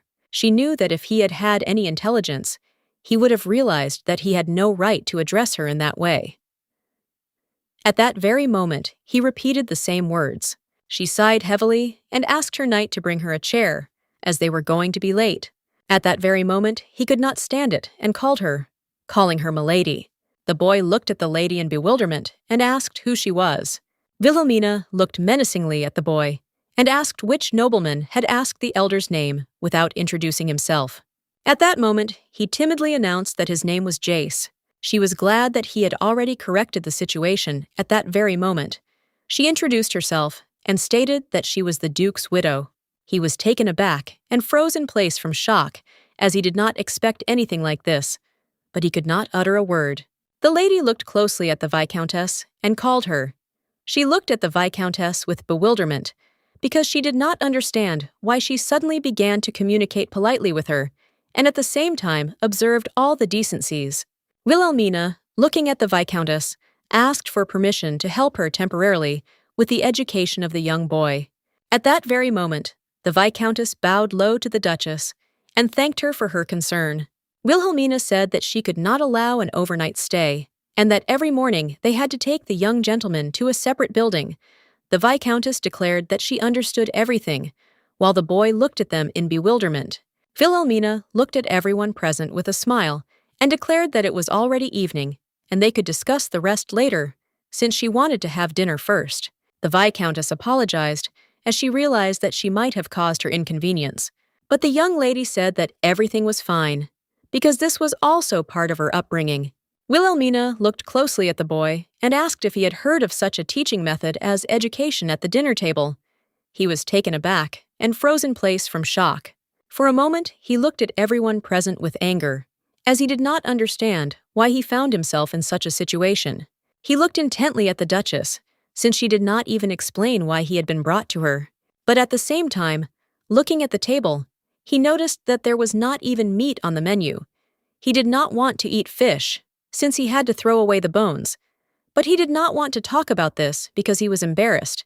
At the same moment, he declared that he did not like celery. Wilhelmina asked with a smile if this was true, but at the same moment she declared that they would make baked celery tomorrow. Jace was taken aback by the shock, because he thought that they would replace the dish for him. He was puzzled and understood that if he ate the dish now, then tomorrow, he would again have the unbearable vegetable. He couldn't stand it, and so I grew up and shoved the soup into his mouth. The young lady looked at the boy with a satisfied smile and said that it would be better to ask the servants to cook meatballs tomorrow. At that very moment, his face changed. At the same time, the Viscountess looked at them with a satisfied smile, as she saw that progress had already been made. At that very moment, the young lady turned to the boy. At the same time, she asked why he had recently raised his hand against her maid. He casually stated that she had behaved badly. He said that she was a simple servant, but she dared to obey his order, and therefore he punished her. The lady stated that there was a request from the Viscountess first. Jace glared at the lady and stated that he had given his order later. He also casually said that leaving a guest standing in front of the door was a much more serious mistake. Wilhelmina looked at him, holding back her anger, because she understood that his speech was too ill-mannered and imperious, like that of a child. At that very moment, her expression changed, and she asked with a smile if he had been taught the same at home. She realized that he had simply mindlessly adopted the way adults spoke. Jace looked at her in surprise, not understanding what she was talking about. She said she asked if he had also used his father's services. Jace casually stated that it was true. They were his subordinates, after all. She realized that for the child, servants were subordinates who had to unquestioningly carry out the orders of aristocrats regardless of their class. If he didn't like something about it, the servants were to blame. She asked him if he had any brothers or sisters, and he immediately declared that he had a younger brother. She asked what he could say about his brother. Jace sighed and said that his brother was a fool who always cried, that he didn't play with him. She asked what kind of kids he was friends with at the academy. At the same moment, he listed several young men and declared that he was their leader. She looked at him intently and asked about the others. Wilhelmina asked with a smile if he really didn't have any acquaintances from more noble families. He looked at her with shame and declared that he had no acquaintances from more noble families, since they played separately because they were too different. She smiled and said that she understood everything, since the strong played with the weak and the weak with the strong. She said that he was a bully in the yard who led only subordinates, and he had no one who could bear the title of his friend. The young man was furious because he understood that she was right in her judgment. She knew that bullies were everywhere in the modern world, and that this tendency was exhibited by boys who were physically stronger than others. But here, the role was played by status, distorting the children's ecosystem. She realized that a small performance would be needed for education, and to begin with, she wanted to punish him for breaking the pot. The next day, the young man still came to his new teacher, but he was puzzled because he knew that something was wrong with the lady. He knew she was the Grand Duchess, but she acted like a teacher from the academy. He did not intend to leave things like that, since the boys told him a lot about her. He secretly mocked her because she was so self-important and came from impoverished nobility. He understood that she was on her knees begging the Duke not to be thrown out, since she didn't know how to do anything and she had nowhere to go.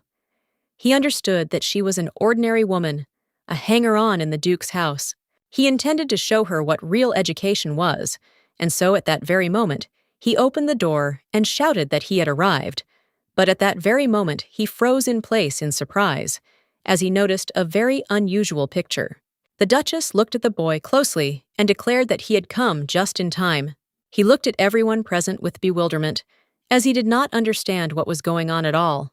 The Duchess looked closely at her maid and declared that she was being suspended from work for a month, during which time she should think carefully about her actions. The young maid looked at the Duchess with tears in her eyes, but she still accepted her reprimand.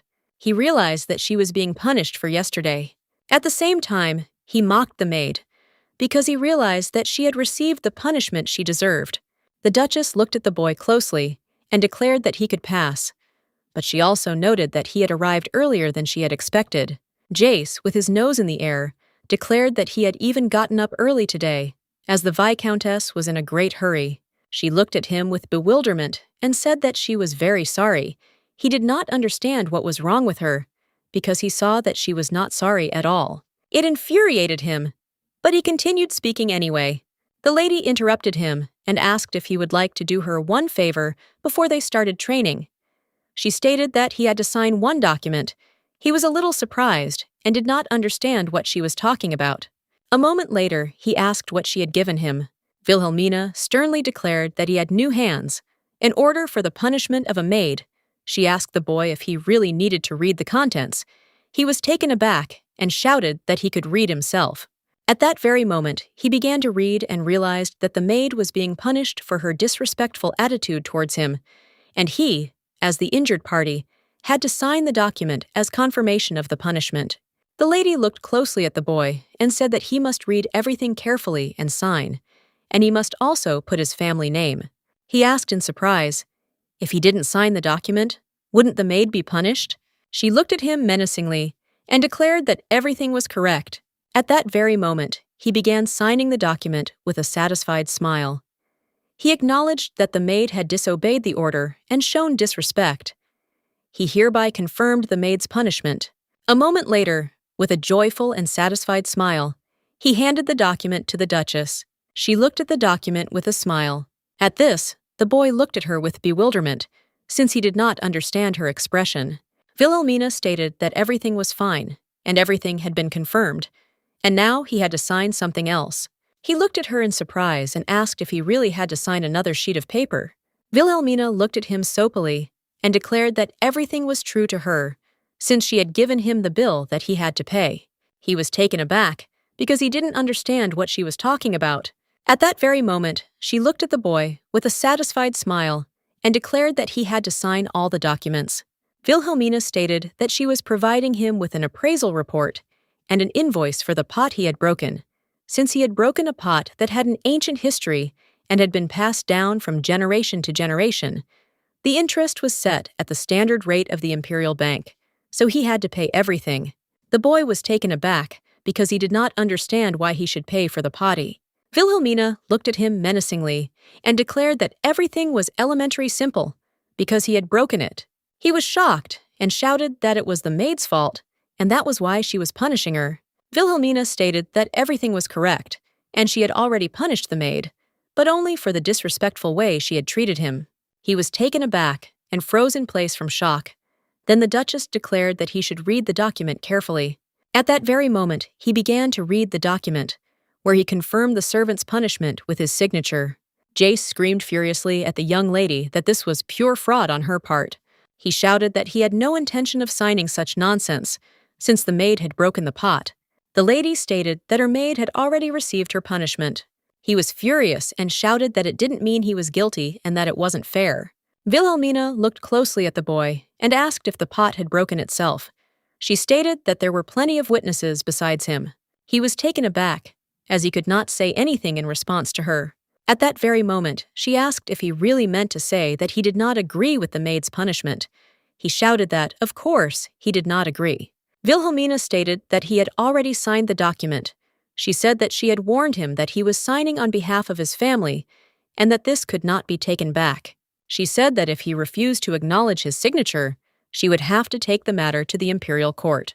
She stated that he was still a child, so they would call his guardian, the head of the clan. This would be considered as forgery of a document on behalf of the nobility. He was confused and very scared, so he did not know what to answer her. She knew his family had already had problems with the court. Ever since a gold mine was discovered near their property, the Viscount has been constantly dragging himself to court, claiming rights to the mine. She looked closely at the young man and sighed heavily. She stated that now his father would have to go to court again. He was taken aback and stated that he did not have that kind of money. She looked at him with a satisfied smile and said that if he couldn't pay it all at once, there was another option. So the lady asked if he wanted to try. After some time, Nata, surprised, asked the lady's mind whether it was necessary to stage such a performance, since it would have been easier if she had simply punished the boy. She knew that her knight also preferred to resolve all issues with corporal punishment. Some time ago, the boy read a document in which he pledged to conscientiously attend the Duchess's classes for 10 days, and he was shocked. But she stated that he must honestly attend her classes for this entire time, and after that, she would forget about everything. Wilhelmina asked if that wasn't generous of her, and he was truly shocked by her statement, but he couldn't answer. She smiled and asked why he was waiting, since he had to sign the document. Wilhelmina sighed and stated that perhaps someone could be tested with a stick, but she wanted to teach the child that it was impossible to beat someone with a belt. He asked if she really decided to raise him without punishment.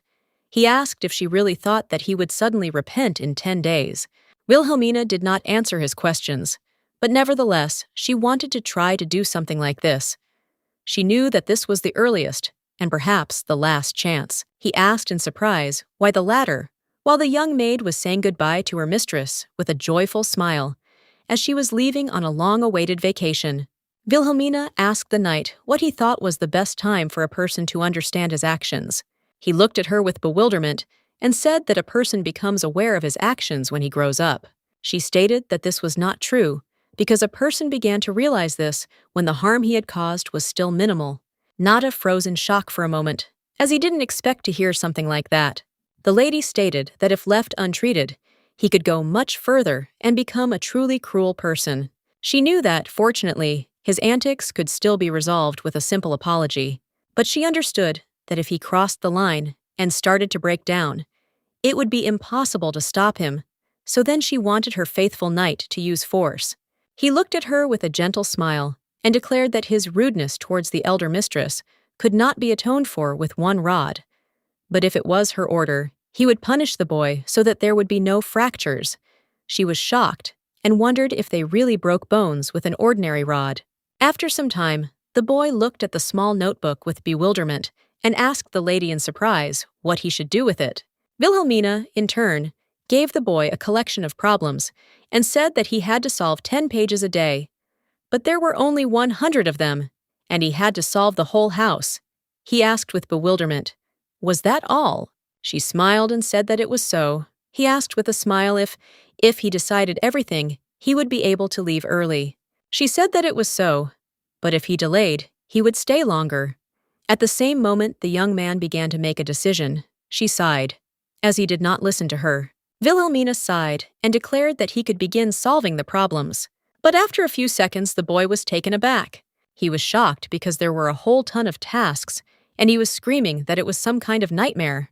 Yawning, the young lady stated that there were many tasks there, but she asked him if he really thought that the payback would be easy and quick. This textbook was notorious even in the capital's academy due to its exorbitant number of assignments and insanely varied formats. Teachers adored it, but students hated it, and those who had ever encountered it dreamed of burning it. She looked at him with a smile and said that if he couldn't handle something like that, he could have refused right away. The young man was furious, but at the same time, he could not refuse. After a moment, he finally got down to work. The young lady knew that the next candidate would soon arrive to develop the situation. She heard a knock and allowed the man to enter the room. The young lady entered my room and greeted the elder lady. The boy looked at the girl in surprise, as he did not expect to see anything like this.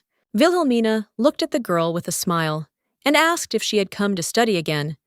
Marina smiled and said that was true. The lady said that the table was currently occupied, so she would have to sit in front. Marina smiled and agreed with the lady. Jace, in turn, looked at them with bewilderment, as he did not understand what was going on at all. Some time ago, Nada asked the lady what she was going to use. He wanted to know if her plan would work. The lady said with a smile that she had come up with something, and her plan would work as expected. She approached the girl with a smile and said that they should repeat what they learned yesterday. Jace looked at them sullenly, and he was a little embarrassed. She knew he would fall for a pretty girl. After some time, it was time for lunch, and the young lady asked with a smile if they would like to eat. Marina smiled and stated that she had brought lunch with her. At that very moment, the lady asked the boy if he would go with her to the dining room. He looked at her in bewilderment and asked if she had really suggested eating together. The lady stated that there was no one else there, so they would have to eat together. He was a little taken aback by such a proposal, and the lady saw that he had such an expression on his face as if he would never eat with her. She smiled and said that if he didn't want it, she could have the dish brought straight to the room, and she asked if he wanted to eat with Marina. He asked in surprise if that was really possible. As she left, the lady stated that this was so, and they could eat together. Marina was delighted, but the young man did not answer. Nada met his caretaker and asked if she was already free. She asked in surprise how long he had waited, and he said with a smile that he had not waited long. A moment later, he handed over to the lady the permission from the head of the family, sent by the Duke. She obtained entry permission for the boy she had asked Mikhail for, and she was surprised that he had prepared everything so quickly, but she also assumed that he had definitely been keeping an eye on the Viscount. Wilhelmina thought that it was most likely connected with the recent discovery of a gold mine in the Viscount's lands. Nata looked closely at the lady and asked if everything would be okay. He didn't know if it was possible to leave the children alone. The lady looked at her knight with a satisfied smile and said that he did not need to worry, because she knew that this method would work. She knew that the girl was very sweet, so he would try to please her. Wilhelmina looked at the knight intently, as he did not seem to believe her. Nata asked the lady in surprise why he had treated her so rudely. He said that if she was to be believed, he should have tried to please her too. But a moment later, he sheepishly stated that she should just forget about his words. The lady looked at him in bewilderment, as she did not understand why he was so confused. The young lady looked at the boy with a radiant smile and greeted him, and she also did not forget to introduce herself. Jace looked at the young girl in confusion, as he did not understand why she, a servant, addressed him as a friend and not as a young master. Marina came closer to him and asked with surprise if he really had a collection of problems. He looked at her sullenly and said that she should not touch anything, since he had not yet solved the problem. She smiled and said that she would just look, since it looked like a foreign language. Jace sheepishly stated that it was math, but he wondered if she didn't know that either. Marina said with a smile that she also did mathematics. He looked at her in surprise and said that it was simple arithmetic. She asked in surprise if it wasn't the same thing. The young man sighed heavily and stated that these were different, since he had learned to solve similar problems 7 years ago. At that very moment, he described it as if he realized that it sounded like bragging. He didn't understand whether he needed to say something like that. He started to speak, but she interrupted him and said with admiration that it was amazing because she still hadn't done everything, and he had already solved similar complex problems. The young man was taken aback and blushed, but he still agreed with her. He stared at her for a while as he saw that she looked very much like a puppy, while the lady looked at him with admiration as he was really cool in her eyes. Jace, looking at his companion, said that she would also quickly learn to count. She asked when she would be able to write in such a foreign language. He said that it was not a foreign language, but formulas, and she was about 10 years old. She would need to study to find out how it was all solved.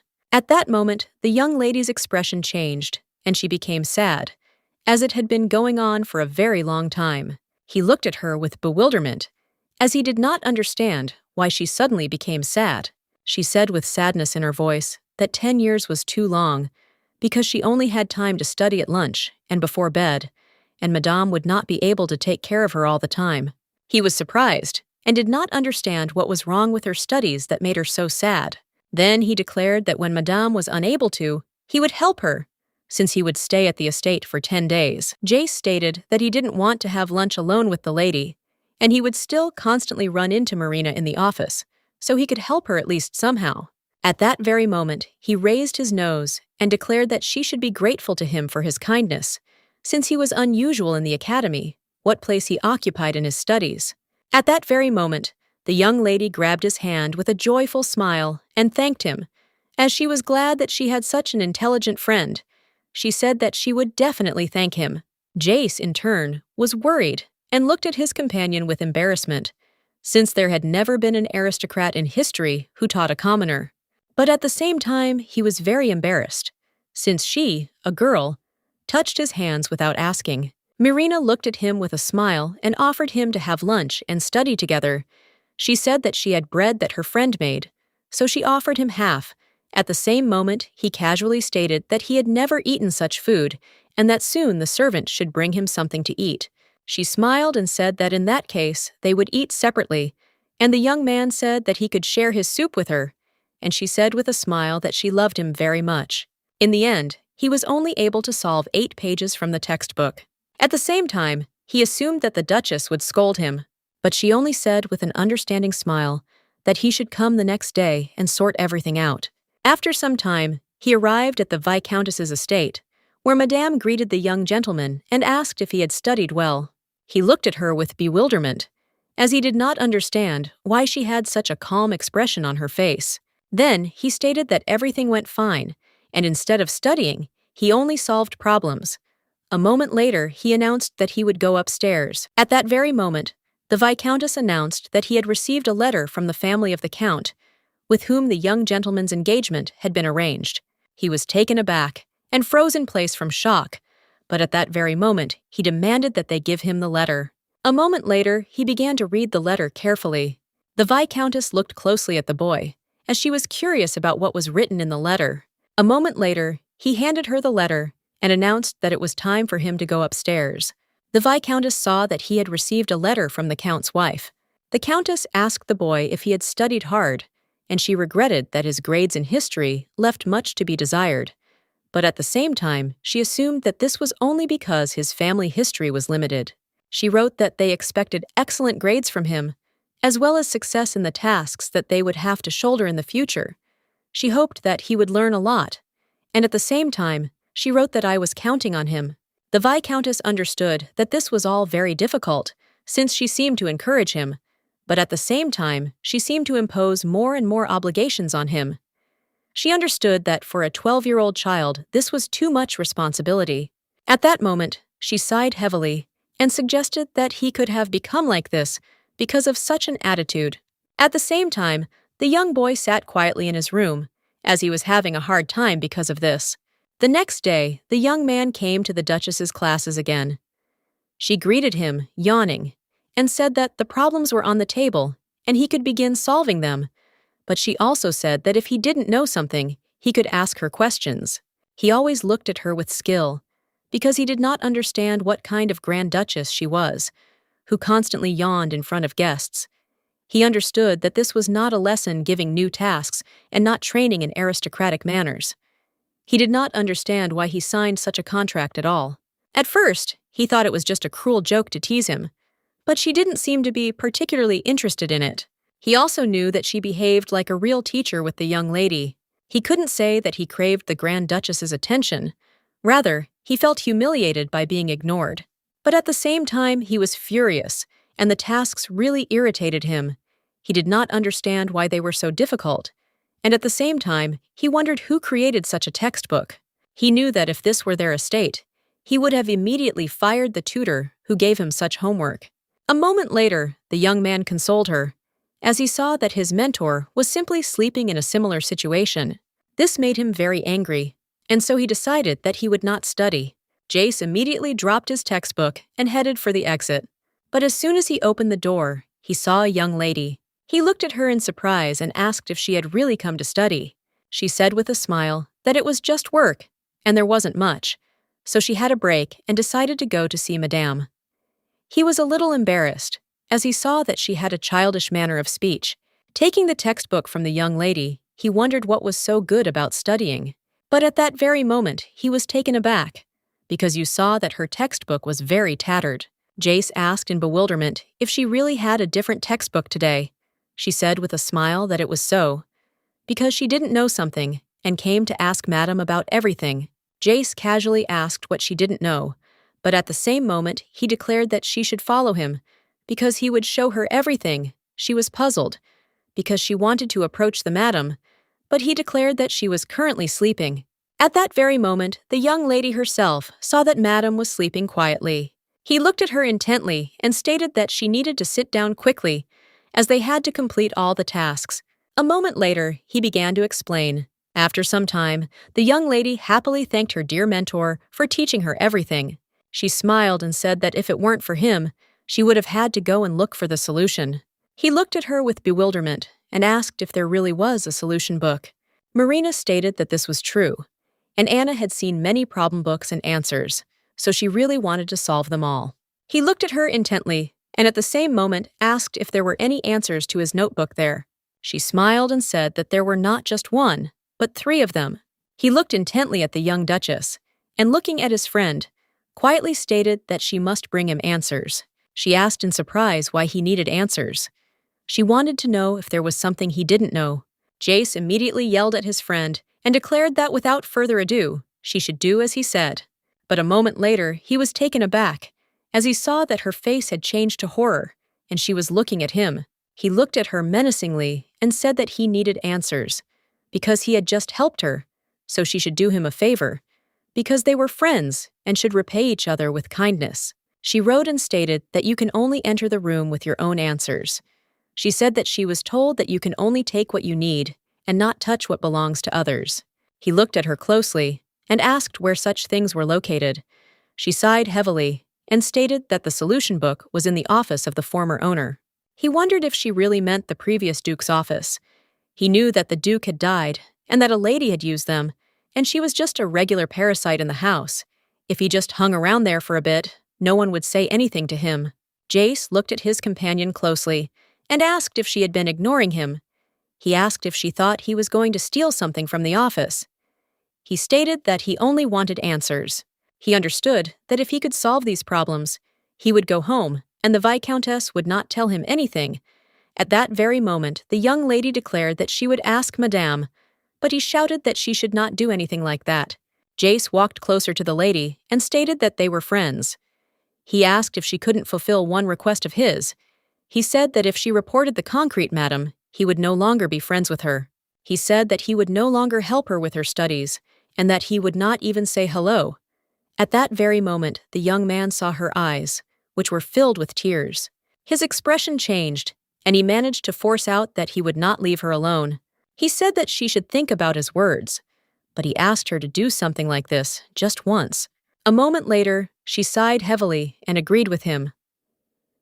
As she left the room, the young man told his companion that if they quickly took everything and left, no one would know about anything. As soon as the door slammed, the young lady woke up and looked menacingly after them. The next day, the young lady checked the young man's answers. He knew that all the answers were perfect, since they were made especially for this collection, and all the tasks were written there, thanks to which he was able to pass the test without raising suspicion. He knew he could do something like that because no one was watching. He saw the Duchess chatting in the garden with some ragged boy. Then she was sitting at a table with pages and folding paper airplanes. He assumed that she was not really the eldest madam. Be that as it may, copying the answers in such a fuss was as easy as pie, and he was glad about it, although he did not expect that there would be as many as 3 sheets of answer paper. Some time ago, he told his girlfriend that this is not all, and she should bring the next sheets. She was excited, but he stated that it makes no difference whether he transfers to 1 or 2 sheets. Jace sternly declared that if she did not deliver them to him, he would pester the head madam. He asked if this was okay with her. She sighed heavily and announced that she would bring it to him. He was pleased with himself, because as soon as he mentioned the lady, the girl immediately agreed to everything. He understood that it was convenient, but he knew that soon all his studies would end. A moment later, all his thoughts disappeared as the young lady hurried towards him with a joyful smile. He always skillfully looked at her, as he knew that usually at this time she should be working. She came to him only after she had done all her homework. At the same time, he wondered whether Madame had really assigned the girl to him in place of an ordinary servant. He knew that she followed him around with a joyful smile every time and offered him something to eat or to play some fun games. All the games she wanted to play were childish, but he knew he was bored in a place like that, so he went along with her. After some time, the young lady announced that she had brought him the answers. He praised her with a smile and took them away. He knew that if he played along with her a little, nothing bad would happen. Marina looked at him in surprise and asked if he had read the book. He asked in surprise if she really had a book with the founding myth of the state. And at the same moment, he declared that this book was on the required reading list. She said that she had read it in the evening, but did not understand much of it. He sighed heavily and asked her where she was having trouble, and she immediately showed him. After a moment, the young man began to tell her, to explain everything, but he realized that it was a little tiring. He wondered if he should take her to the main house. He knew that when he became a high school student, his personal servant could go with him. A moment later, she asked how the name of the first emperor was read. He stated that it was not a name at all, but his title, and it was read as a solar chariot. He stated that the first emperor descended from the sun to the earth on a chariot, and it was said that before his arrival, a prophecy was sent to the continent, so they were all waiting for him. She sighed and stated that it must have been very difficult for him. He asked in bewilderment what she was talking about. She said that the empire was big, and there were a lot of people. If they all relied on him, it must have been hard for him. Marina said that when Anna said that the madam in the castle was too cold and difficult to be with, the eldest madam replied that the person everyone relied on was always hard and lonely. The young man looked at her in surprise and asked if she really said that. Marina stated that this was so, and she remembered her words, and she thought that it would have been hard for her too if everyone had paid attention to her at the beginning of the journey. She said that she would be in the place of the emperor. She would have burst into tears long ago. After all, it is very difficult to live up to the expectations of others. He sighed heavily and declared that this is precisely the duty of an aristocrat. He asked her if she didn't know the saying, "The more power, the greater the responsibility." Marina looked at her comrade in surprise and asked why he was deceiving himself for this. She asked if she was in pain, and it was hard for her. What should she do? She said that a ravine for oneself is not cool at all. Marina stated that she would never do something like that. He asked in surprise what she would have done then. Marina said she would have told Madame that it was hard for her. He looked at her closely and asked her what she would do if the elder Madame was in trouble. She thought for a moment, not knowing what to answer. He knew that everyone's eyes were on him, as he was the eldest son of a genius viscount who entered the academy for the first time at such a young age.